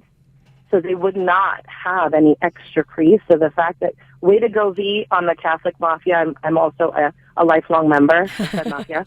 So, you do what you have to do for your friends and to honor their requests. But I just want to encourage you and let you know that is, I see that as an extra blessing that she went yesterday. It's extraordinary, actually. Yeah, that's very nice. Thank you, Terrell. Thank you for Appreciate your kind that. words. That was one of her main things, that she wanted a Catholic priest to make sure that he came and did the last rites and it all be done legit. So we absolutely jumped into action, and so many people were just working behind the scenes to make it happen. And of course, it did in a matter of minutes. Yeah, being a Holy Week yesterday. During 10 a.m. Mass, mind you. Yes. Mass was literally being said, and it still happened in the 10 o'clock hour. That's crazy. Yeah, because that was a big day yesterday for huge Christians. Yeah, to be able to pull somebody away that they would do that. That's quite a testimony. And it was a big deal to Ann, so that's why it's a big deal. Whether you believe in that or not, for me, I'm not Catholic. She is. So the fact that we were able to line that up was a very big deal. Some of the great memories that we have here, too. Somebody texted and said, yeah, my 8-year-old still remembers how funny and joyful Ann Am was talking about the sausage from the fair and just how exquisite it was. Aww. Yeah. He snotted. I'm snotting all over my... I look terrible today. Dennis, I need Kleenex. Gosh, I am. I'm crying. I'm snotting live on the air. It's terrible. It's okay, babe. And somebody else texted and said, I love the bit about Ann and the fruit guy. Harlan. Harlan. Yeah. Oh, Harlan, yeah. Yes. Can you please play some of that, talking about how juicy the fruit was and how delicious? There was a guy who had a fruit stand. He wanted to get Ann involved, to get her, to get the fruit stand on the radio. Yeah. But it ended up being Harlan was just a creepo. Yeah. He was like a hashtag Me Too guy. He ended up like hitting on her and being inappropriate. But if you listen to the saga here, this is a mini-part episode that we've got for you. It started off really well. Hey, Jason, I just met this guy named Holland, and he's a really, really nice guy. And he sells fruit out of his truck, you know, and he's got the best fruit ever. He's got watermelons, honeydew, he's got beautiful grapes, blueberries, and strawberries. I mean, you name the fruit, and he's been, you know, he listens to your show, and he wants to know if you could get him to advertise for him. He only has a few $100s to put on the, you know, his little advertisement deal. But his fruit is really, really worth more than I'm telling you. Hey, he just can't stand Virginia. So I just want to throw that in there in case she has to talk to him or something. I don't think Mr. Smuggy Eyes will go for it. You know, the fruit is so good. It's juicy, it's fresh.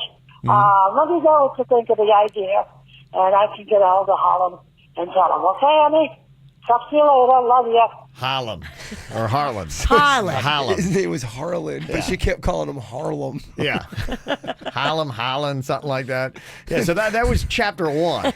Chapter 1, she loves this guy. I just love how the fact that Harlan/Harlem hated Virginia. All right. Can't stand. Just want to let you know. Okay, so don't get her involved. I won't be the point person then on the fruit thing. No. I'll step back and let this deal happen without me. She told me Virginia can't talk to this guy. I don't want to upset the apple cart. No, roadside fruit guys can't stand Virginia. It's very well known. Highland was one of them. So here was part 2. Holland's been waiting, Jay, for somebody to contact him. You know that, right? Yeah, Kevin said something about doing a commercial for Holland. He's really waiting for someone to contact him. Is Kevin trying to kibosh this for Holland, the commercial? For Carlin or Harlan? Holland. It sounds like you're saying Carlin. His name is Harlem. Is it Harlan or Harlem? Holland. Harlan. Holland. I'm saying it right. Sometimes you say that you say Harlem. His name is Holland. Harlan. Holland. Not Harlem. The world needs to know about Holland's fruit. It's impeccable. It's the best I've ever had. I daydream about the watermelon because it's so juicy and delicious and sweet. Oh, it's so good. My mouth's watering again when I mention it because, you know, I could go for a piece right now. Harlem's got the money to spend for the commercial. Who? Harlem's got money to spend, Jay. Who? Holland. You said Harlem. What have we got to do to get Holland? Who? What are you asking? When is somebody contacting Holland? Got me confused out of that. Holy faloli. Can we bystep Kevin and go to Leo? I can talk to Leo about this. Do you want me to have Leo? Well, he wasn't much help the last time we did it. He don't even pay me either. Do me a favor. This is a big favor, Jay, because Holland does not like Virginia, so don't get her involved in this, please. Yeah, no, she's definitely not at all going to be involved. That would kibosh everything. Yes. Well, Holland has given me free food, so and I don't want to break that connection. So what? Because he's kind of a little expensive on the fruit. Where does he sell this at? Well, he goes all over. I'd have to take a look for him because you know he's a peddler. You know, Okay. Old-fashioned peddler. He's a peddler. Okay. Get Leo's ass in gear. All right. Get him. Yeah, Leo's got more pull than Mr. Smuggy ass. Oh, he does. That's not a lie. That's confirmed. He's got a lot more pull than Mr. Smuggy It's ass. so funny that they want to do commercials for a fruit guy, but you don't ever know where he's I going have to no be. clue. He's moving around. He's like a gypsy. He's a peddler. He's a fruit gypsy. He's a peddler. My favorite part is what she's like, he's only got a couple $100s to invest. And there's no way. You need thousands and thousands of dollars. Well, and then we find out that he's kind of like priming the pump by giving her free food. Yeah. That juicy watermelon there. It's free. So here we go. Here's how things end up with Holland. Hey, Jason, listen to this bullshit. Holland turns out to be a total creepo. Total creepo. So hold the phone. Don't get that endorsement for him because he's a jerk. I won't go into details what happened, but I cannot believe it. So, you know, he kind of hit on me. So I said, what, a total jerk? I don't know where he got that impression because I was friendly to him. but not overly friendly, you know what I mean? So here we go with the creepo. We're not going to do anything for him because he doesn't deserve it. He's just one of the jerk people. Just a total creepo. The whole time that's all he wanted. I don't even think he had the money, Jay. I really, really didn't think he had the money. I don't want him to get any help, okay? Talk to you later. Isn't it amazing just how we followed the whole progress of how quickly that turned? I mean, from, the first chapter to the last, just whoa. It kind of had the shelf life of a piece of fruit. Yeah, you're right. It did. Ironically. Changed quickly. So there you go. So many great moments from Ann, and it's so great to hear so many of them and people throwing in their favorites and what they absolutely loved and just how much Ann meant to all of them and the laughs that she'd given so many people throughout South Florida. There was one time, though, and I know we do have, thankfully, a lot of listeners from an interesting year excursion we had down to a radio station in Miami. It didn't end the best, but now luckily we're at a radio station that reaches through Miami, and so a lot of those people that found us can still listen to us, which I absolutely love. But yeah, I mean, as far as guidance and all that stuff, probably wasn't my best decision ever. And the thing I love is Ann never let me forget it. That it was just a dumb decision, and I just about killed everybody's career with the move. And Mr. friggin' Big Shot had to move to Miami. What the hell does he get in Miami? Doesn't know friggin' soul down there. Ann got mad cause we were gone. She blames Kevin for it going wrong. Ann don't like Miami. I do not like Miami. Ann thinks Kevin doesn't have a clue. She blames him for the Miami move. Ann don't like Miami. I do not like Miami. Hey, Aunt Ann, why are you mad? Kevin's decision making, I think, is bad. Damn, Ann, that's cold. But it's true. Kevin is a moron and don't have a clue. Aunt Ann, you a straight up gangster. I'll tell him to his face. Kevin's a wanker. He blew it. He blew it. Kevin does not know what he's doing. Ann got mad cause we were gone. She blames Kevin for it going wrong. Ann don't like Miami. I do not like Miami. He blew it. Ann thinks Kevin doesn't have a clue. She blames him for the Miami move. Ann don't like Miami. I do not like Miami. He's not even Spanish. No, he's not even Spanish. Not even Spanish. That's a good song. Yeah. She's a legend. That's a great song. She's a radio legend. So many nice comments that are coming in. We got a text said, sending all the love and condolences to Jay Bird on the loss of Ann from Due South. So our friends at Due South there, which, by the way, currently have your beer, the Full Gorilla, that is there. Thank you. Notice we've had a lot of food products based around the Pennington clan, from pizzas to bird sauces to beers to lots of good stuff there. In fact, somebody had texted and said, what I really love was just how happy Ann was when you got the sauce at Bud's. Like that was a big to-do. So here we are. The greatest moments we're finding out from Ann had to do with food, pretty much. It was I get it, girl. Roadside fruit guys. It was such pizzas. a big deal. Yeah. And this bird sauce that you got at Bud's Chicken and Seafood was also a big deal to her. So I'm going to start doing commercials for Bud's Chicken and Seafood, and I'm going to help making my own sauce for them. It's called the bird sauce. You working there? Are you working in the restaurant? No, they are making a whole campaign around my own sauce. It's going to be called the bird sauce. But what does that mean? So anytime you go into any Bud's Chicken and Seafood in all of South Florida, you can ask for the bird sauce, and it's the sauce that I helped develop with the people at Bud's Chicken and Seafood. You got your own sauce? I got my own sauce. Oh, Jay, that's so great. Oh, Annie, I'm so happy for you, and your mother would be thrilled for you. Oh, you don't have to cry. Oh, but that's great. You've been working so hard on trying to do something like that. I'm so happy. Oh, Annie, you don't have to cry. It's okay. Oh, but it's that's so great. That's a great thing, and Mom would be proud of you. And we love Bud's. It's one of the best. If I go in and tell them I'm your aunt, I'll give you some extra. Here's the one thing, Jason, I want you to do. Watch out for Kevin, because he will try to get in on it, and that's not the way it should be. No, he won't. Mark my word that he will try to get in on it somehow. It's going to be a competition. He's going to try to make a sauce, too. Put it in, competition with you, because he can't take you having a sauce and him not, because it takes him out of the limelight. Nobody wants smuggy sauce, Jay. That's very true. Nobody wants smuggy sauce. That's why I realized I had to back down on my big sauce plan to trump Jaybirds. Nobody wants smuggy sauce. Nobody. No. She was so proud that I had a bud sauce. That was She such started a crying. it was such I a mean, big deal for her. That is a beautiful family moment. Thank you for sharing that with us. Mm-hmm. There's so many good moments. In case you just tuned in, sadly, we lost Aunt Ann yesterday.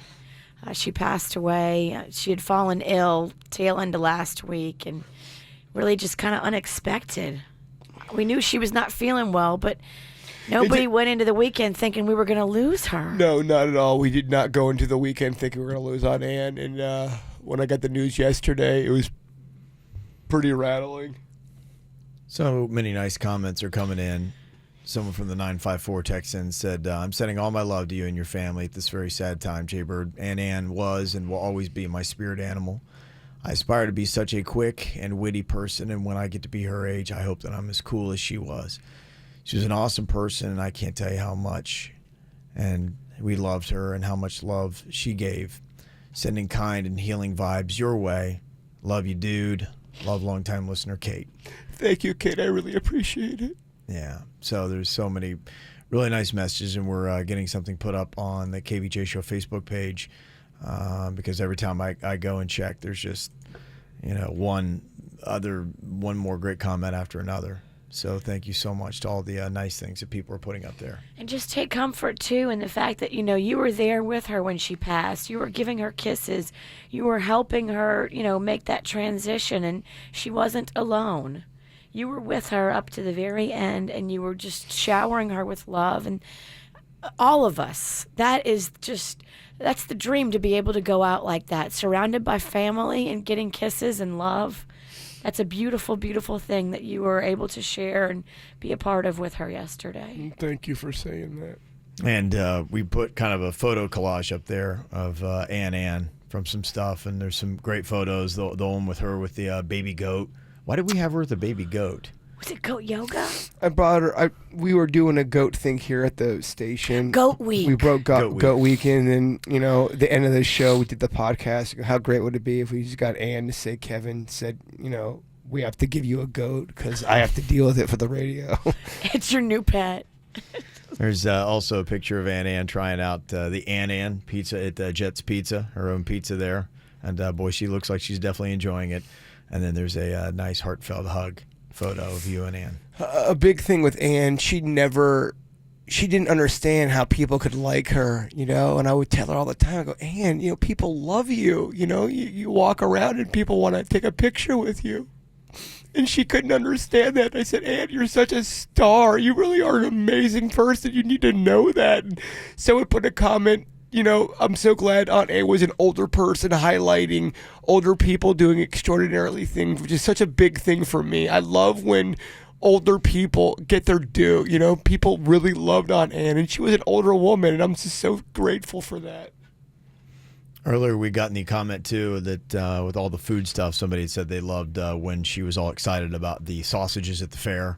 Yeah, that was a big thing for her. Oh gosh! Yeah. So this is basically every conversation we ever had at every dinner table, whether it was breakfast, whether it was dinner. We're always talking about that next meal or about the meal, just like this. I had the best time at the fair, Jay, and the food was fantastic. They have these hash brown things. It was like a hash brown dish, and the friggin' taste, Jay, was so good. And the curly fries, I love those curly fries. What did you have on the curly fries? Oh, those cheese fries, Jay, it was so exciting. They put so much cheese on it, it was like raining cheese. It was so good. Did you have the Wisconsin cheese sticks? Yes. Oh, the best. So they've made them better this year than all the other times I went to the fair. They were the best. They kind of melted in your mouth. It was so good. I could still taste them, Jay. What about funnel cakes? Of course I had the funnel cakes, and I took some home. Can I, how many more do you have left? One for me, not for you. I have one left, Jay. I'm sorry, but I'm keeping it for me. Yeah, that's all right. Because it was so good. No, I totally get it. I don't mind sharing. You know that. If I had two, I'd give you one. I totally understand. I just love their food. The sausage sandwich, Jay, is excellent. I can taste it now, just Yeah, no. It's real messy, too, and I love it. Yeah, I love messy food. I love messy food, I too. love messy food. You're making me hungry. They have all these fried desserts. It was heavenly. The turkey leg, exquisite. You had a turkey leg, too? Was there anything at the fair you didn't try? I tried a lot, and I loved every minute of it. Oh, man. That was every conversation at breakfast, lunch, or dinner. We're always talking food like that. Just pure joy. So there you go. That's what Ann was all about. So if you have a moment that you did not hear that you want to hear, we're also going to get these posted up on our website too. And a lot of people be like, I didn't get to hear some of the bits that had happened with Jason's mom. Maybe we can get some of those put up there as well, so they can go in and just kind of delve into just how amazing the two women that really raised Jay Bird and made him who he is today played such an integral part in that. So you can go and check that out. We'll get those posted up today at kvjshow.com. Get the info on everything that's going on with us at kvjshow.com. Well, I got a lot of really nice comments that are coming in here today. People talking about the sad news that we had to deliver earlier this morning about the passing of Jay Bird's Aunt Ann, somebody who has been a big part of this show for years. Somebody said, I was watching on KVJ TV and watching the woman come in and hug Jay Bird during the Bluebell commercial was one of the most emotional things I've seen in a while. Hugs and love, Jay Bird. And something about a Bluebell commercial. It's a good backdrop for a hug, isn't it? Yes, it is. They know how to write an emotional jingle. Somebody said, I can't even wrap my head around this. Jay Bird sending you all my love. I am laughing, listening to her, and crying at the same time. Bird, you're such a happy person, and listening to you cry is killing me. Love you. Another sensitive message here says, so I woke up, turned on KVJ TV, and saw you guys crying and said to myself, why are these P words crying again? You're right. For the last week or so, me and Kevin have been crying like a bunch of bees. It's been a weird week. It's been a weird couple of weeks. It has. And believe me, by the way, I've never aspired to cry and have a sob session live on the air. That's not what I'm going for. And I heard what happened, and I got genuinely sad and teared up a bit. Loves and hugs to you, Jay Bird Lee from Fort Lauderdale. So thank you for all the kind words. We're getting so many. I mean, so many we can't even keep up with them. We really do appreciate it. So many are flooding in on our email, on all of our social media. I'm getting text messages. Everybody just wants me to give you lots of hugs. Yep. And honestly, the same thing that happened with my mom, that it's going to happen with Ann, I can tell. It's the audience, and I know that sounds pandering, and I know it sounds very corny, but as corny as pandering as that sounds, people just being very supportive really does do something for your heart and for your soul, and I really can't thank everybody that's being very kind. I can't thank you enough. They all loved her. Everybody loved her. She was so funny. Robin from Palm Beach Garden said, last year I was diagnosed with cancer, and that is when I began listening to your show. And Aunt Ann's moments were some of the most hysterical clips and really helped bring me and my husband through the hardest time of our lives. I can't thank you enough for that. Thank you for sharing her with us, Jay Bird. So just one great comment after another like that. And people also, too, want to hear their favorite Aunt Ann moments. One text said, by far my favorite Aunt Ann moment was when she thought Kevin was following her around in Publix. And she coined the phrase, she saw Kevin smugging around in the store. Smugging around. She made me laugh so hard I nearly peed my pants. She's especially funny, and her love of her Jaybird was so evident. She will be missed. Hey, Jason, I just came back from the store, the Publix on Village Boulevard, and lo and behold, who do you think I see walking around like he's some kind of hot soup or Elvis Presley or somebody very important? Here he is walking around, Kevin, and he ignored me totally. Here he was prancing around. He walked right out of the friggin' store like it, and looked at me and like I didn't exist. I just keep saying to myself, who the hell is he? I'm just so flabbergasted. So I go up to him, and he walks right out of the store. And I thought to myself, well, son of a beehive, who the hell is he? He thinks he's Mr. Universe. Okay, I love you. Take care. Give me a call Yes. There's so much that's funny there. The fact that she called Kevin, maybe he thinks he's hot soup. And I'm smugging around the Publix. Who do you think you are? Yeah, who do you think you are? And by the way, like Elvis. By the way, it wasn't Kevin. It wasn't me. It wasn't. Kevin. It was some guy that looks like Kevin. It's one of the 18,000 people in South Florida that look just like me. There's a chance he didn't even look like you. There's an army. Yeah, you're right.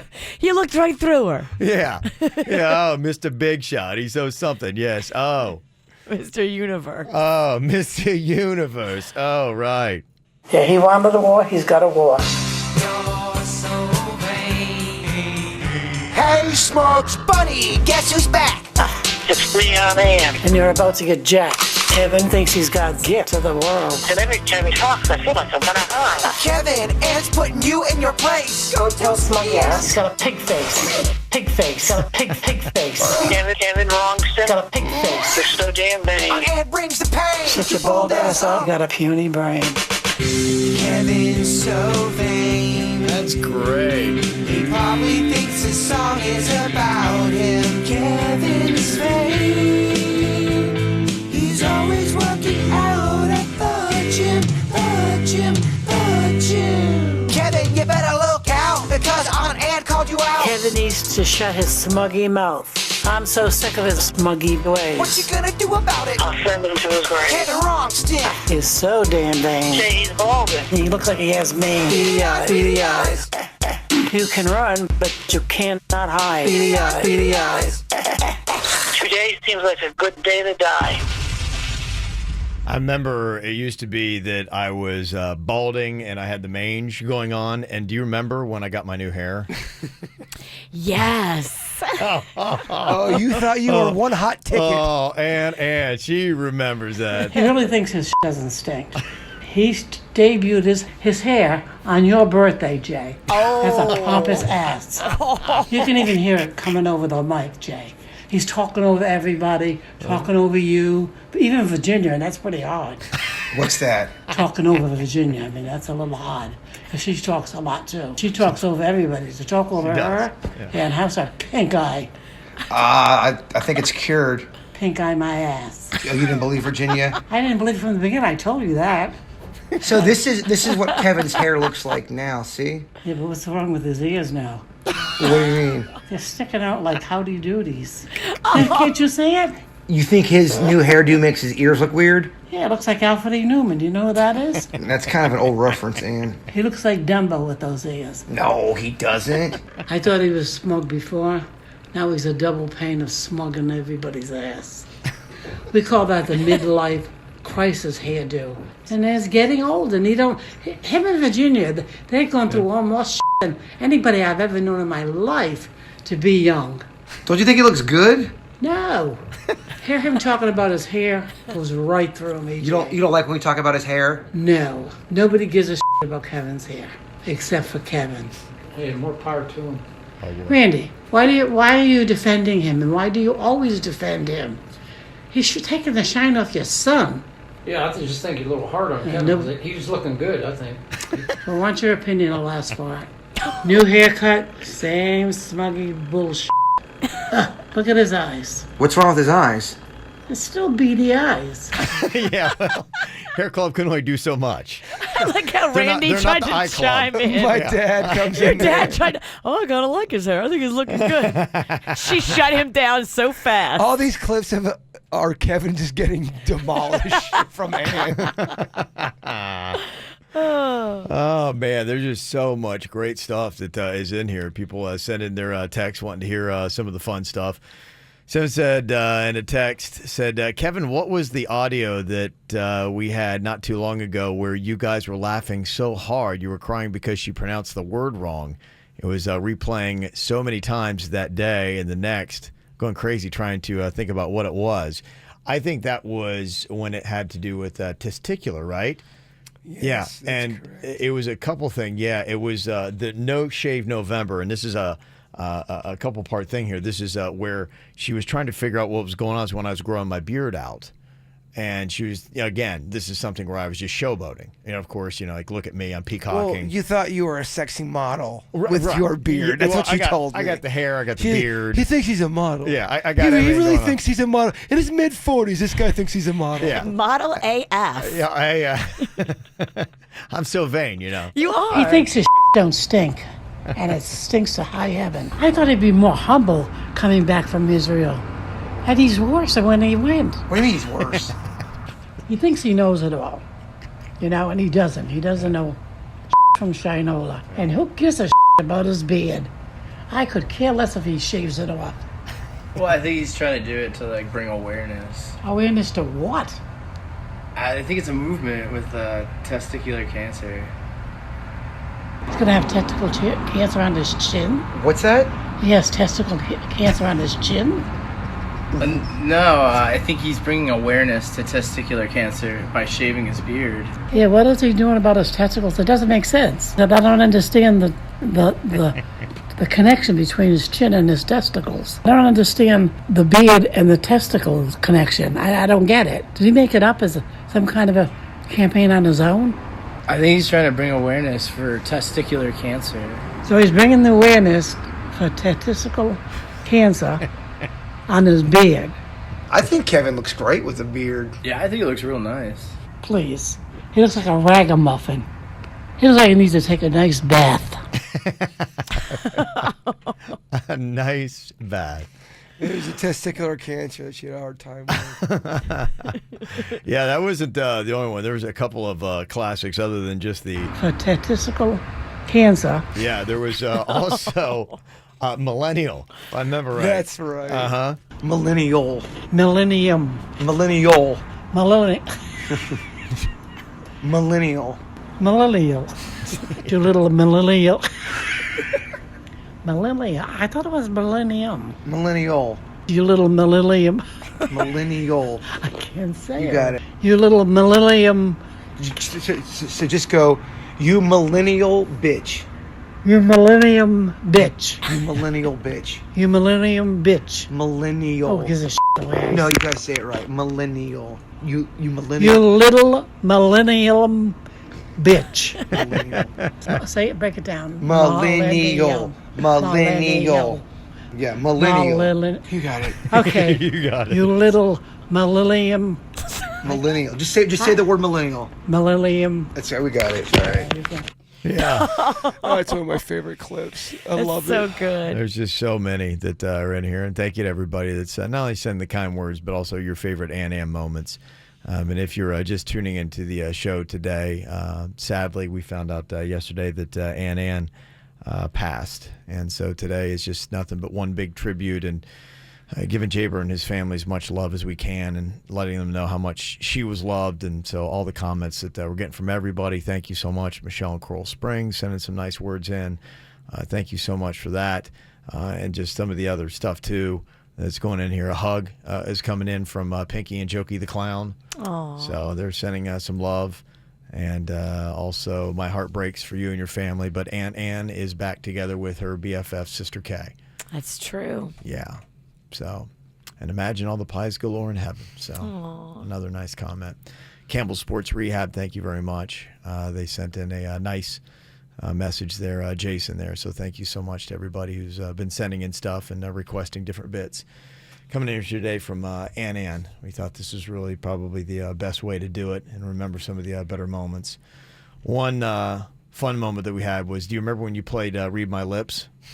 With Ann? I do. Yeah. I did a lot of the KVJ bits with her. It's a great video. The It Read is. My Lips is on YouTube, and it is awesome. I'm very fortunate to have all those videos on there. Yes, you really are. They are treasured.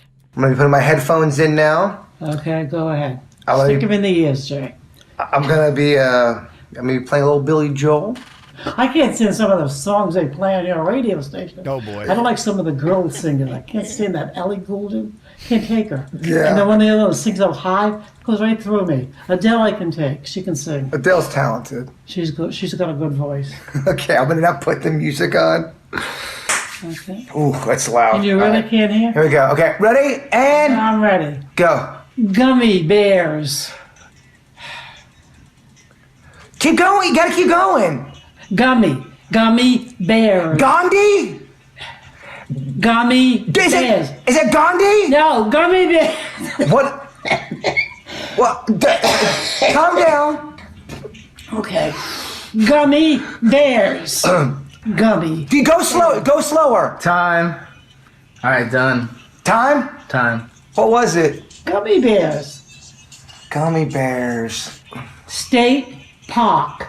Saint Bernard? No, Jason. State Park. Andy, you gotta really go more aggressive with it. Like go. State Park, Jay. How do you want? State Park. State Park.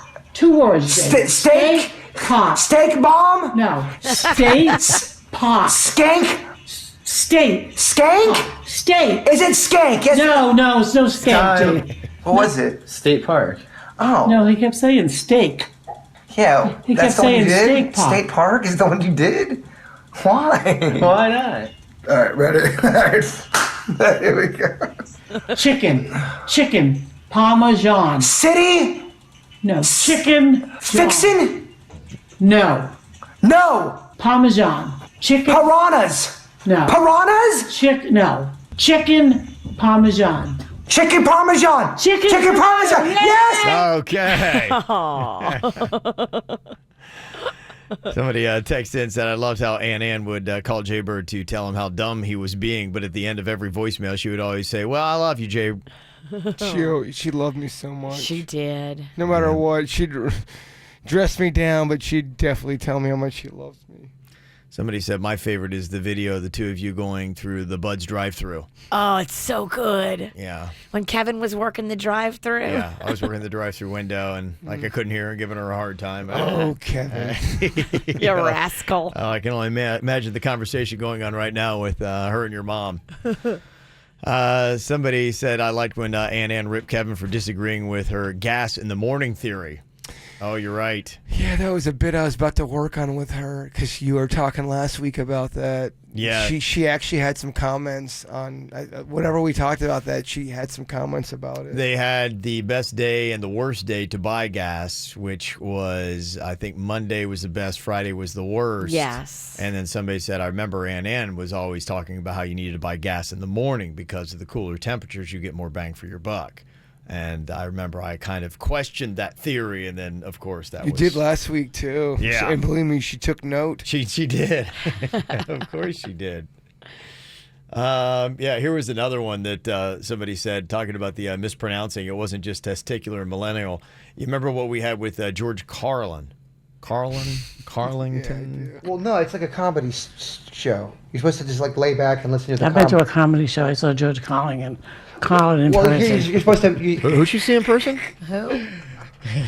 You know who she meant. Oh, hold on. I didn't... Kevin, you know who she's talking about. What, hold on, wait. Comedy show. I saw George Carlin in person. You're supposed to... He's...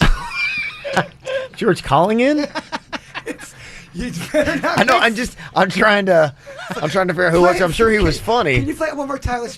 Yeah, because I'm just trying to figure out. Okay, it was who? Carlin in person. You're supposed to... I don't know. Carlin in person. You're supposed to... He's... Uh-huh. She gave us so many great memories. She really did. I mean, just endless material, endless laughter. Mm-hmm. Someone texted in, said, wait, didn't Ann have some harsh comments about Kevin's sports show? Oh, yes. Hey, Jason, this is Ed. What the hell's going on with Kevin? I told you, I warned you from day one, you had to watch your back. What is he going to do a sports show for? He doesn't know diddly squats about sports. You might know a few things about college football. Big deal. And what's his agenda? What is he trying to do? What is he trying to prove? That he's better than the rest of you guys? Give me a friggin' break. He doesn't know that much about sports, but good grief. And he just keeps proving me correctly. Is he leaving the show, or is he trying to be another Howard Cosell? Listen carefully and be aware, and just watch your back, baby boy.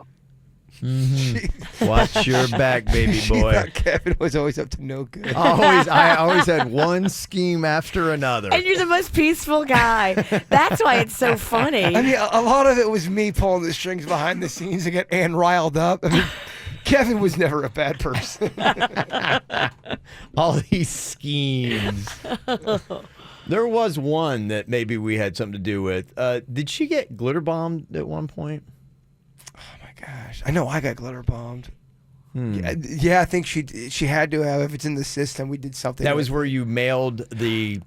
I don't think I mailed it. I think Oh, somebody, that's right. a listener, mailed it to Was her, this- and she thought you did it. Well, remember a listener sent her a photo of, was it me was it a naked me? It was a provocative photo. I don't know if it was naked. It was you, something covering your dong, and she did not With a like sub, it. I think, right? Yeah, she didn't like that, and she Yeah. thought you were behind it, and I think Right. she thought you were. If I remember, I could be wrong, but I think she so thought you were somebody behind the sent her a bomb. glitter bomb, and of course, guess who's behind it? Well, you haven't been cleared. Just for the record. You're right. That's true. There hasn't been a trial on this. Hey, Jason, this is Annie. What the hell is this glitter bomb doing here? I opened it up because it had my name on it, and now there's friggin' glitter everywhere. All over the dog. I can't get out of that friggin' dog. It's like friggin' New Year's Eve is upon us. I can't believe this. Who the hell would send it to me, and why? There's no card, just my name on it. Well, I'm pissed off at this. You know how long it takes to get that off everything? Forever. Now, you got to find out who sent it to me and make sure that they don't do it again. Ever again. I don't know. I'm actually getting to be at a loss for words right now. But tell them to stop. I love you. Bye. I love you. Always said she loved me. Somebody said, do you remember when she thought Kevin was under her house with fireworks?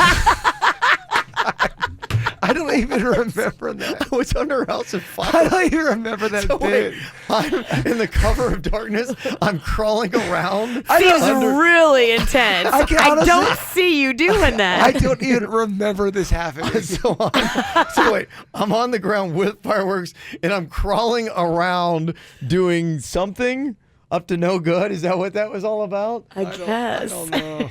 Oh man, yeah. There's just thank you for people texting stuff in here because there's just so many Ann moments that I just can't remember all of them. People were sitting in here, and I guess it's probably a good fitting one with after playing the George Carlin, playing the millennial bit, and the testicular cancer. Apparently, she heard all that and thought I was a little mocky in my tone. Oh yeah. Well, you were. Well, you were. Yeah, well, okay, I was. You are Maki Balboa. Hey, Jason, this is Auntie Ann. I'm a little sick of Kevin, degrading my vocabulary. What the hell does he think he is? A Rhodes Scholar? It's not very gentlemanly of him. Does he think he's a gentleman? At all? I'm a little so mad right now. I'm stumbling over the words. Yes. But you get my drift. I'm sick of it, and I just want him, to apologize to me publicly and be it sincerely. I don't want no smugginess, no bullshit. You keep doing this, and I won't do the YouTube things for you anymore. I'm sick of it. I need an apology, and I want one publicly. Thank you. I love you. Bye. she always has a problem with the show, but she just wants you to know that it's really me. She loves you. But she always lets me know she loves me. Yeah, she loves you. It's just that Kevin on there. Yes, and another one, somebody said, one of my favorite clips of Ann is when Virginia sends her a picture of her in lingerie and still somehow blames it all on Kevin. I lost sudden death. Remember? I had to take that naughty photo and send it to her. I don't even remember that bit. I do. There's so many of them. So many great memories. Well, thank you for all the kind words. And thank you all for the ideas as well. So we just wanted really today to be a big tribute to Ann and really a tribute week. And so we'll continue on. And we have a post up on our Facebook page right now if there's anything that you would like to say for Jay Bird and his family. we'd appreciate you can go on there and send that. And that's something that we'll forever and always save and cherish.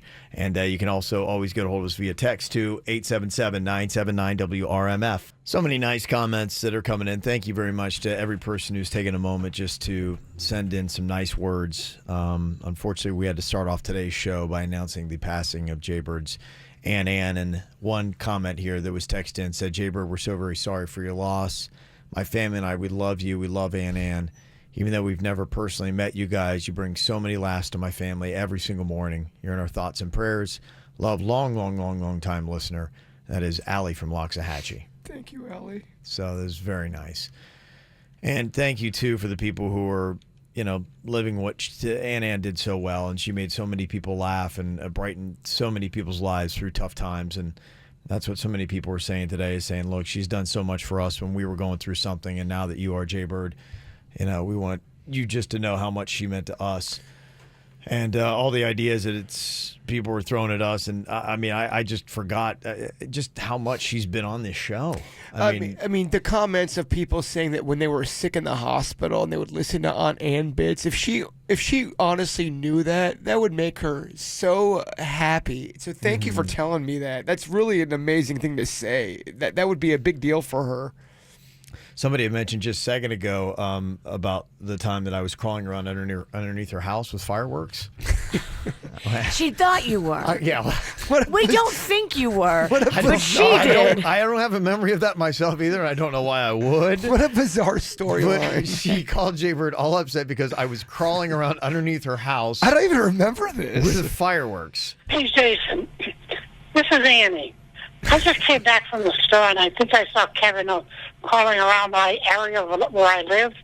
It looks like he was going to set some kind of fireworks or something. Is this some kind of a prank for 4th of July? It's not very funny, especially in this neighborhood.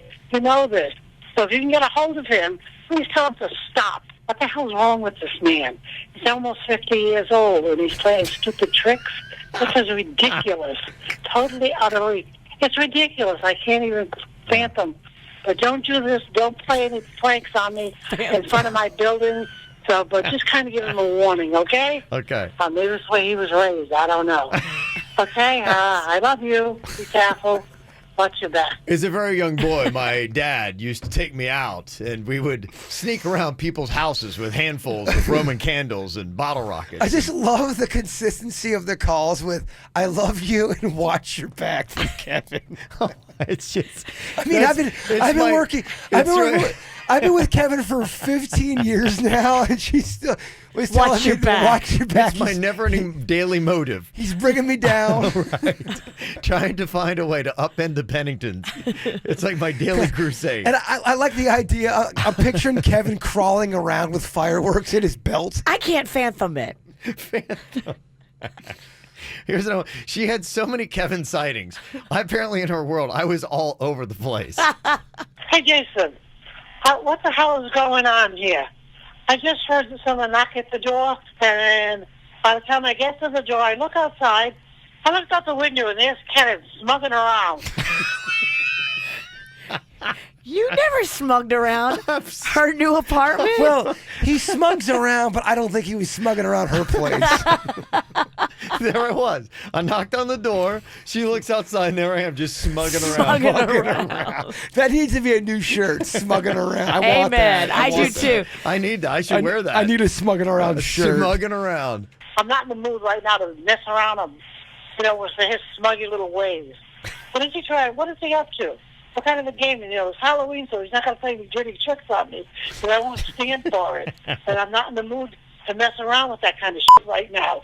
Too much stuff on my head now. What the hell is he smugging around for? What is he looking for? Tell him to leave me alone. I don't. Is he playing a trick? Is he? I don't have anything he needs or wants. So what does he come here for? I don't know. Why he's coming knocking on my door? What the hell does he want? And keep his smugginess to himself. Take care. So 2 things you gotta know about Kevin. Yes. He loves to smug around, and he loves to do trickery. He loves tricks. Just in my free time. Don't record any of it. Don't get video. I just like smugging around. I love that whoever was smugging around and messing with her looks like you enough that she thinks every time it's you. It's always me. And then you remember the time that I pushed Jaybird in the water to try to make him look like a fool during the high-low cash con? You remember when we did that commercial? Meanwhile, I need no help looking like a fool. And we had she saw the commercial that was running all over local TV. There's a clip where I fall in on the dock, and Yeah. a big part of it was because Virginia was drunk.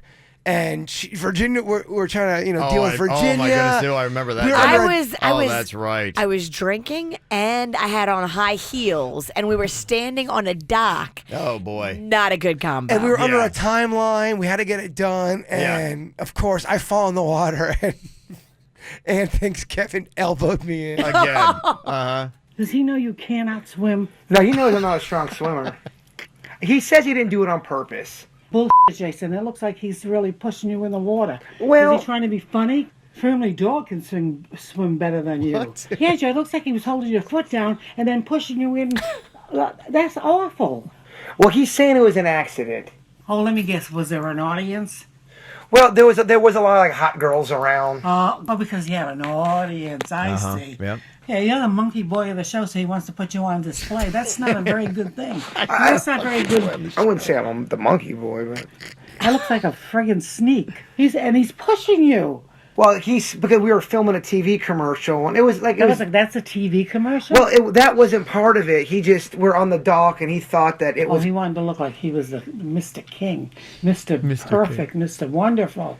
Oh, I see. I get the picture now. Yeah, he wants to make sure everybody knows he's the one in charge and you're the lackey. Well, I don't know. Well, come on, Jay. You know lackey is kind of. You're the lackey. Were you drinking? What do you Were mean? you drinking, Jay? Well, liquor, Jay. No, liquor. I had a couple. Yeah, I had a couple beers. You gotta stop drinking around him because then that's when he does. He does some sneakier things. You're blurred. You gotta grow up, be a little bit more mature, Jay. You gotta grow up a little bit, honey. And I was doing a TV. It wasn't my. Well, that looks like a freaking stupid act. But I want you to open your eyes. Who's his boss? Leo. Good, freaking Leo. He probably was in on it. Let's have fun with the lackey. You're not a strong swimmer. I'm not that bad of a swimmer. Jay, toddlers can swim better than you. Trust me. You could cut yourself on barnacles. You could have fell in there and a shark could have been over there. Him and Leo, they must have been standing in the corner chuckling up a storm. Where was Virginia in all this? She's probably in the friggin' bushes, Jay, taking the picture. No, I think she was getting hammered. What? That's it's premeditation, Jay. Premeditation. Because it's in his own life. He's a legend in his own time. Mm-hmm. He's a beady-eyed bully, Jay. Yeah, he thinks he's Mr. Wonderful because he takes all those friggin' pills and quaffs his hair. His body is not that great, Jay. Sorry. What pills? I don't know. You take pills now? I don't know. What pills am I on? If you're holding out. She had always had something to say about you and Virginia, always trying to be young. They're trying to, beat Father Time. They can't beat Father Time. I am always trying. She's right. Oh my gosh. Oh man, that was some fun stuff. Yeah, she had something I think for everybody. For me, even Virginia. Virginia is the cackle queen. Virginia is a cackle queen. Tell them, Ann. Virginia is the cackle queen. Virginia is a cackle queen. What is your problem? Aunt Ann, tell me what is on your mind. Virginia is annoying because she cackles all the time. If you saw Virginia, what would you I say? am so sick of the dirt of the day. Virginia. Why are you always laughing? Virginia. Why are you always cackling? Aunt Ann, take it to the bridge. And it went something like this. Virginia. Don't laugh about anything. Virginia. Virginia is the cackle queen. Virginia is a cackle queen. Tell them, Ann. Virginia is the cackle queen. Virginia is a cackle queen. Virginia. Remembering Ann today. So many funny songs, clips, moments, and so much love. That was really just, to me, as we go through a lot of this kind of stuff that stands out, just how much she loved her Jaybird, just like his mom before him. So he's got two powerful allies in heaven today. We definitely appreciate it. Looking down on him. Thank you so much. Yeah, they are your guardian angels now. We sadly lost Aunt Ann yesterday. She fell ill and passed away yesterday. I promise I'm not gonna cry tomorrow. I'll be better. You tomorrow. cry as long as you need to cry. No judgment here. Jack said, such a terrible time for Jaybird and for all of our listeners who love the show. I feel awful listening and have gotten choked up listening to Jaybird's voice this morning, but I honestly almost peed my pants when Jaybird said Ann hated Boca. She did. Not a fan of Boca. Boca. Yeah. It's always a weird thing when you're laugh crying. It's a weird place. You feel like you're losing your mind. Coming up here in a couple of minutes, too, there's a lot of other good stuff that people are remembering, and a couple of the ones that were my favorites.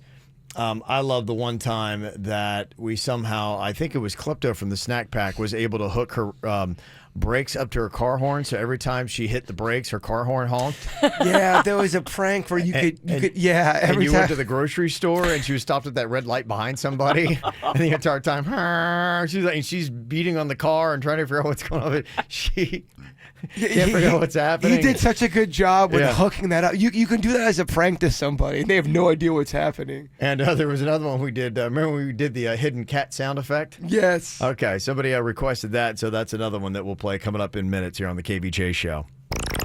You're listening to the KVJ Show on 97.9 WRMF. Well, today the entire show for us has been nothing but a tribute for Jason's Ann.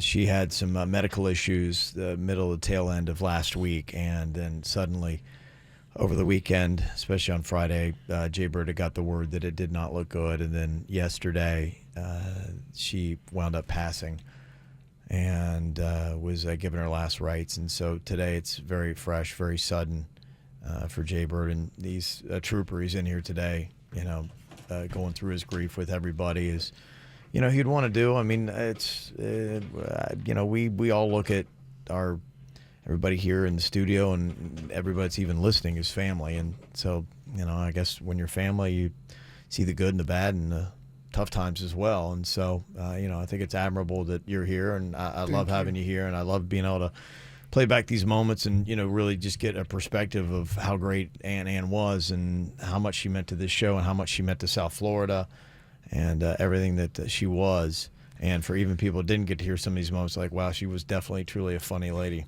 I mean, I really appreciate from the bottom of my heart all the kind words. People have been sending so many nice things, and that's such a sense of strength for me and my family. So thank you very, very much.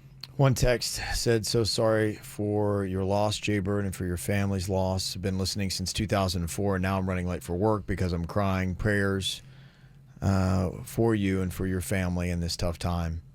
Somebody else said, crying, laughing, and driving into work. So sorry for your loss, Jaybird. She was a wonderful woman. Again, I want to reiterate, this was unexpected, so that's why, there's a lot of sadness. I promise I want to get to celebrating her life, just kind of get into the raw emotions of it. Sure, and it's going to take time. No one is saying you have to be anything other than however you feel in the moment. Everybody grieves different. And for you, it's healing to hear these bits with her and to celebrate her and to laugh and cry together. I think it's normal. I thank you. I appreciate that. It is, for me personally, just to know you're crying on the air a lot. You're just, you don't want to be too sad. No, you're fine. Here was one that we had where we took the sound effect of a cat, and I know we did a couple bits earlier. We played the alarm clock bit where we had some alarm clocks that were hidden around her place. This was a cat sound effect. And does Ann, does she have cats? No. Has she ever had cats? No, she didn't. She didn't know what was going on this one. Never had any cat. So when a cat is meowing in her place, it's a little startling for her. It reeks of... She left me messages, and we kind of missed each other. She said she was very busy. She's, she's doing this, that, and the other, and working, being married and all that stuff. That's a lot of work. Did you hear that? Hear what? Sounded like a cat. I did not hear that. Does your neighbors have cats? I don't think so, because I've seen a lot of dogs, and I heard dogs barking, but I never heard a cat. I didn't hear anything. Maybe someone got the TV on or something. Did you hear it? There it is, again. I did hear something there.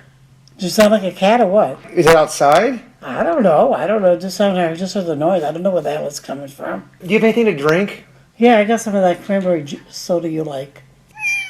I heard it again, Jason. Where the hell is it coming from? Did you hear it? I.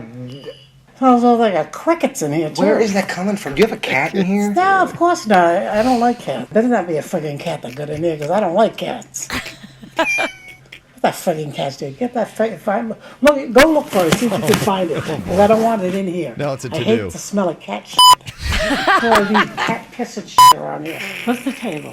Why? You think it's under there? Who knows? Might be under the couch. I don't know. That friggin' cat, I can hear him, Jay. Maybe he's right by the window. The son of a bitch. Get him out of here. Man, I don't see Get him or her, whatever that shit it is. And I hope she's not pregnant, that she's going to lay her babies here. What's a real to-do? You hear that? I can hear the friggin' thing, Jay. I know it. It's around here somewhere. Come on, Jason. Don't break that glass. I'll kill you. I'm trying to find the friggin' cat. Well, you know what? The cat's not on the table. Well, Ian, how do I know? Well, if we would see it if it was on the table, Jason. Get that. It's going to drive me friggin' nuts. In your room? No, I don't want you in my room, Jason. I'll go by my room. Oh, I don't need you in my room, Jason. Well, we'll figure it out. Maybe it's under the TV. Where the hell could it be? This house isn't that big. And how the hell did he get in? I got a menagerie in here. Now, is that a bell now? What is going on, Jay? What the hell is going on? No, it's... What is this? Not April Fool's Day, Jay. Come on. It's just a little thingy. It's just this, It's a joke? It was just to mess around. It's a new little... I'll buy dinner tonight. I'll buy whatever you want. What do you want? A pizza. Send me a pizza. What kind? Pepperoni. Only pepperoni. Just pepperoni? Yeah. You want garlic nuts? You want garlic nuts? Yeah. Chicken parm? Yeah. Spaghetti? No. No spaghetti? No, I made my own. Okay, all right, perfect. Tell Kevin to enjoy his friggin' cat bit. So the reason why that bit worked was when I was a kid, my dad got a cat. And my mom did not like cats. My dad loved animals. My dad's always bringing animals in. My mom did not like them. So my dad brings this cat into our world. My mom not happy. And literally within 24 hours, this cat delivers all of these kittens. And my mom is so mad. We've got all these kittens now. So Anne thinks every cat is going to be pregnant. There was another fun prank that we had. This is the one that we did the video for. We had heard earlier how your Aunt Ann was brought to tears when you got your own sauce with Bud's Chicken and Seafood. She was just, I mean, it was a big Pennington family moment when this happened. And so to celebrate, you guys went out to Bud's, you and Aunt Ann, and she didn't realize we were making a video here to do a commercial for Bud's. And I was the one that was working the drive-thru. And, of course, you know, there'd be some issues with hearing and things like that. Oh, you were real smuggy, real trolly. I was just there smugging around. You know, that's just what I was doing. We should take all of these videos and put them on Facebook or so everyone can see them for sure. Yeah, we'll have a whole section so if people want to go and if you miss anything or just want to relive some of the best moments from Aunt Ann, you can check it out. Here we are. She's in the car with Jaber going through the drive-thru at Bud's Chicken and Seafood, and I'm the one who's working the window. Oh, I'm so excited, Jay. I know, it smells good. Oh, it smells good. I can't wait to taste it again. It's been a while. Yeah, right. Oh, and there's your bird sauce on. Yay! Oh, look at that. That's it. There it is. Your sauce. Hello? Yes, I'm ready to. I'd like to order some stuff. Hello, sir. Welcome to Bud's Chicken and Seafood. How may I help you? I'm not a sir. I'm a lady, and I'd like to, get an order. Are you ready? I'm sorry. Sir, we're having some technical difficulties. I said I'd like to place an order. Yes, you said you'd like to place an order? Yes, oh, you told me hurt me. Okay, I would. Hello? I'm gonna start. You want to get, Sir, would you like to try some of our delicious new bird sauce today? Okay, and that's basically one of the reasons I'm here, because I want some of the sauce. Yeah, chicken tenders. Is it family style? You said you want, was that pulled pork? No. I'm sorry, I just need you to, can you yell? I've been yelling. Kind of hear you a little bit. I'm getting a sore throat from yelling. What's this guy doing? I don't know what he's doing, but he's a jerk. Hello? If you said you wanted a chicken basket, will you honk your horn one time for me, please? Chicken basket's what I want. Do you want chicken basket? I guess so. Yeah. Okay, did you hear that? I'm sorry, just a little louder, please. What's going on, Jay? Okay. What is why can't you hear me? All right, we got. Will you please? Honk your horn for How many? I'm not honking the horn. Sir, I'm sorry. This is ridiculous. I'm sorry. I'm gonna pull around the corner. Just honk your horn and let me know how many birds talk. Does she want? She's there. She's there at the window. Yeah, she backed up and all crooked now. Well, here she comes. Should we go around? What do you want me to give the order here? Because there's something wrong with your speaker. Yeah, that's cool. Okay, yeah. All right. All right, yeah, just okay. park. Park. I know. You got park, Annie. Puck up your ass again.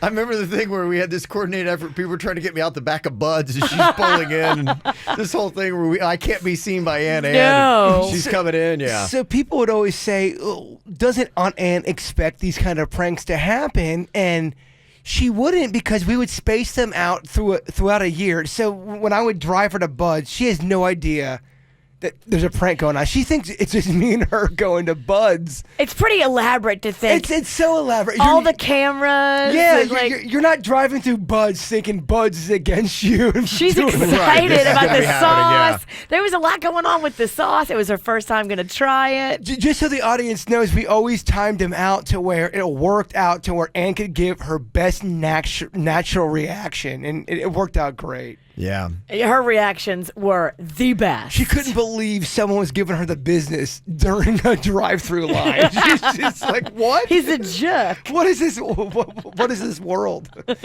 There's just so many great comments, too. So thank you to everybody who's going on there. And on the Facebook page, if you go to the KVJ Show, you can see, unfortunately, we got the sad news that Aunt Ann had passed away yesterday, and just thanks for everybody and the kind words that people were saying. It does mean a lot, and Jaber and his family can go through and read all those comments today. I can't tell you how much it means. You know, it's a weird thing to be on the air and have so many people who don't know you say such kind things. It's kind of surreal. I don't even get it. I really appreciate it. She really did love being famous and just being out there and having people come up to her at Publix or at Carrabba's and treat her special. That was really nice of everybody to do that for her. Kind of like when she would get a prank phone call. Same thing with my mom.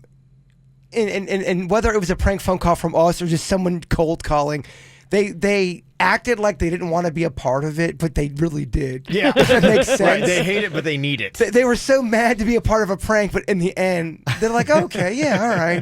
They were peaceful with it. Well, and you talked about just, going out and being recognized and all that part of it that meant so much to Aunt Ann. And, every now and then, too, she got some of the perks of her fame. And she was so excited when she got a free meal at a restaurant. Hey, Jay, I can't believe this has happened to me.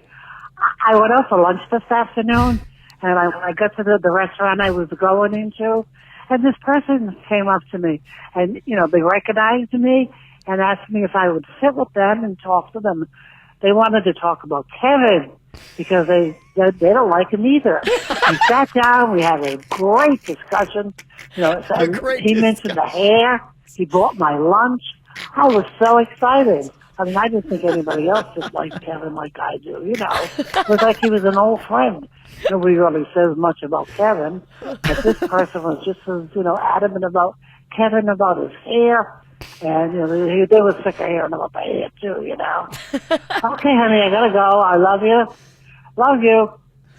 If we could find that guy, I would love to take him out, because whoever that guy was from Carrabba's, he really made Aunt Ann feel so good, and I really can't thank that guy enough. He made her feel like the rock star she deserved to feel like. Yeah, absolutely. She never thought people liked her. She really did. She had a thing about, she thought she was annoying to people. And she thought she was annoying. And I said, Ann, people love you. They love you so much. And I just, I really thank everybody for saying such kind things to her. It does mean a lot, and we thank everybody that is leaving great comments. 877-979-WRMF. Some requests too. We got a little bit more time left, and again, a big thanks to anybody who's ever out there and showed her kindness and did some really great stuff for Aunt Ann. So nice little tribute we've got on our Facebook page as well. If you'd like to leave your comments there, you can, for Jay Bird and his family to go back and continue reading. So thank you to everybody so far who's left their comments. Your decision-making skills are on point. You're listening to the KVJ Show on 97.9 WRMF. So many comments rolling in here today. We had to start off today's show talking about the terrible news that we got over the weekend about Jason's Ann. She passed away yesterday. And the comments have been so amazing. Somebody texted in and said, I'm without words, and I'm so sorry to hear about your loss of your beloved Ann. She loved you so much, Jay Bird. The two of you had such an amazing bond, and it was so clear in every communication. I sit and I cry with you at my desk this morning. You and your family and friends are in my thoughts today, and always. She was such an amazing spirit. Much love, Amanda in Wellington.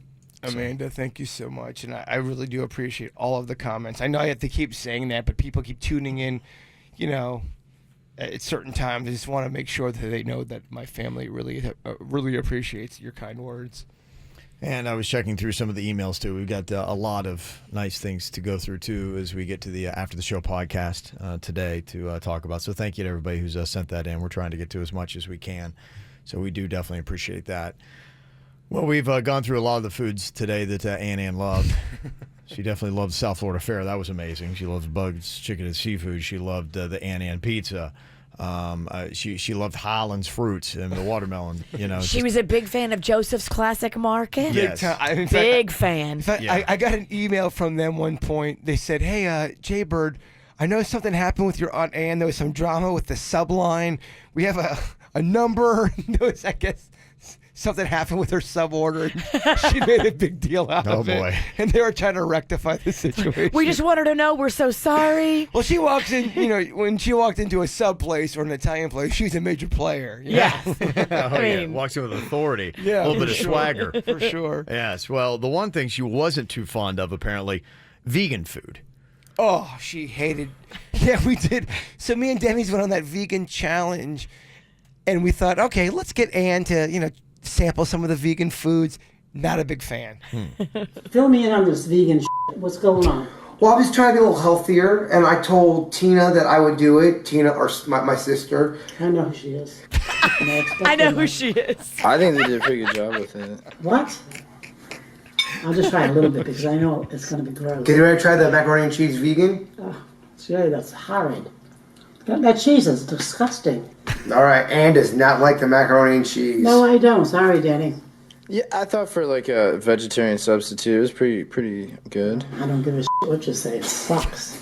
Where's the crab? It's in there. Where? Oh my God, does that stink?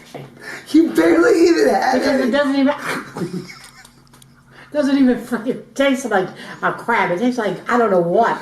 It's like somebody shit. Oh my God, Jason.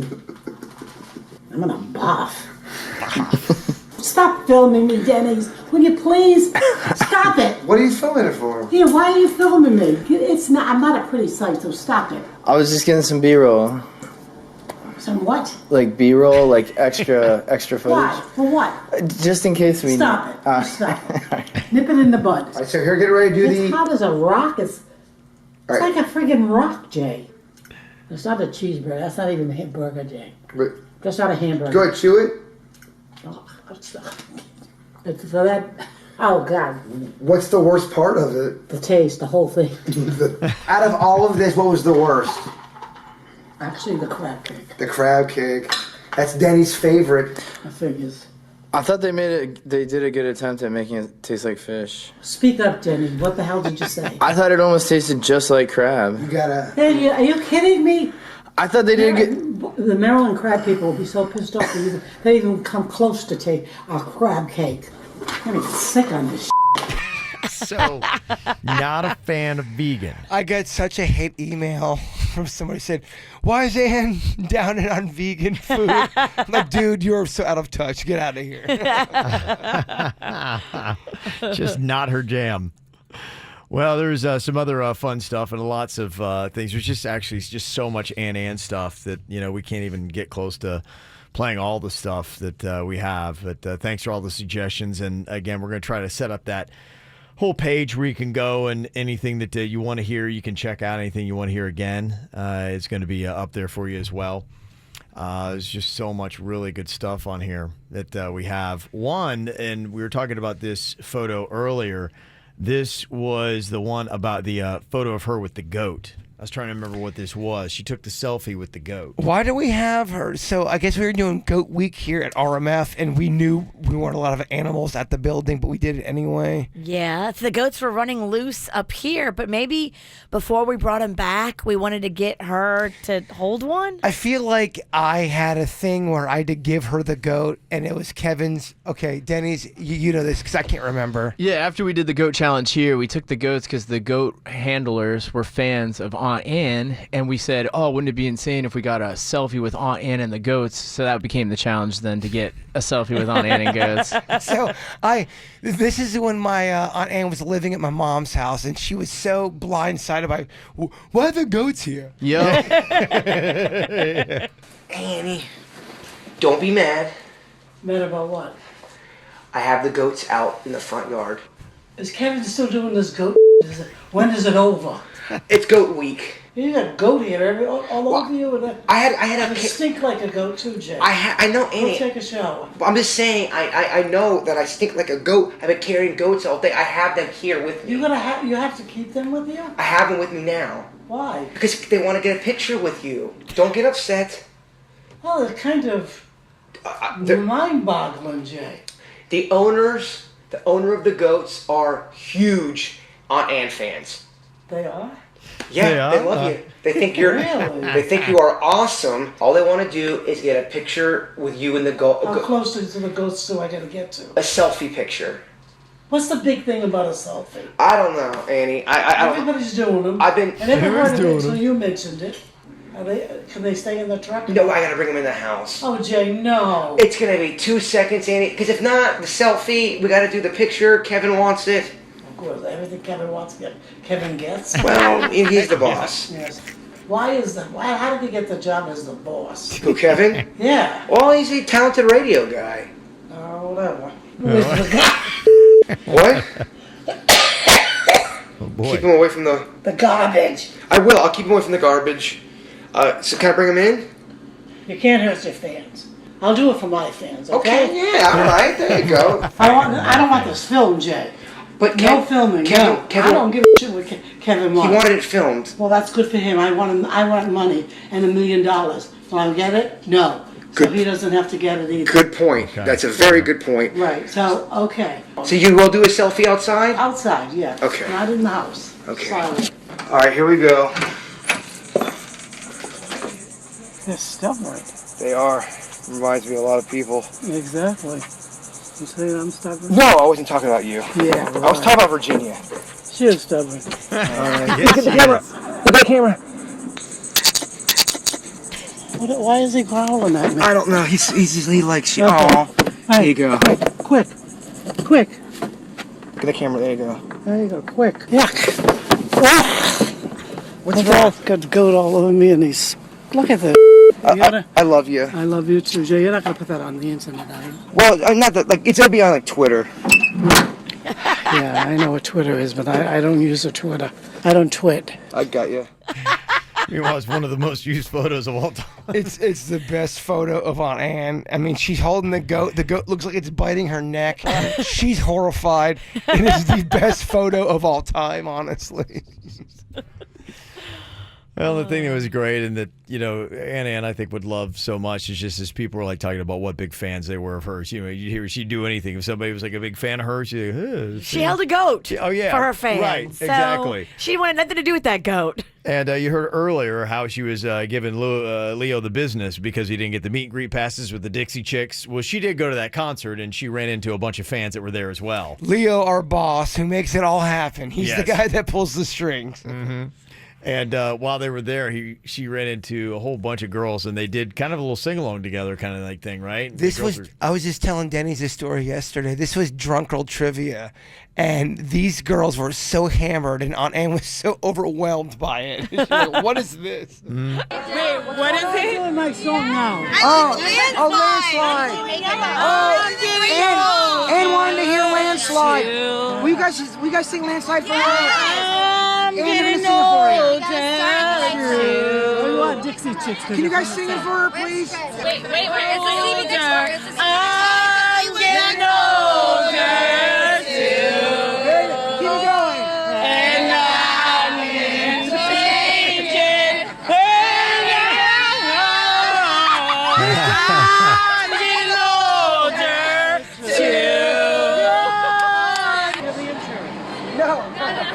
not the intern, Danny. No. Not the interns. Oh, I'm sorry, Mr. Intern. Hey, what do I know? It's okay. It was quite a serenade. All these drunk girls are singing to her, and she had no idea what was going on. What is going on? Well, that was some lovely stuff. So thank you so much for all the texts, the emails today. We got one text in here that said, Jay Brown, I'm so sorry for your loss. I met Ann once when I was helping out with the snack pack, and she couldn't have been sweeter. Sending my thoughts and prayers to your family. That's from Sweet Pea. Oh, yeah, I love Sweet Pea. Mm-hmm. And somebody else sent a text in from the 305, said that she was a fantastic part of the KVJ show. She will be missed. My heart really does go out to you and your family. Jay Bird, it does feel like you had two moms. Yeah. So observe things around you. I know she will stay with you and look out for you. Thank you saw so Cardinals much with your mom. And yes, thank you so much. I really appreciate it. So thank you again for all those and the emails as well. We're going to be checking in with those. They're going to be coming up. Are you up for a thought today, my friend? Is there anything that you'd like to share? Yeah, I'll just say that I just want to thank everybody. Let's get for your bad music. Oh, you're right. Oh, yes, our spa music. Yeah. We need our terrible. It's not the same without this terrible music. We need our happy ending music. I do want to just say thank you to everybody for all the kind words from my Aunt Ann and to myself and to my family. Thank you so much. We really do love you all. And thank you to Kevin, Virginia, Denny's, Suits, everybody, Thumbelina, everybody a part of our family. We really appreciate it. Yeah. And we'll see you on the After the Show podcast coming up. This is the KVJ Show on 97.9 WRMF.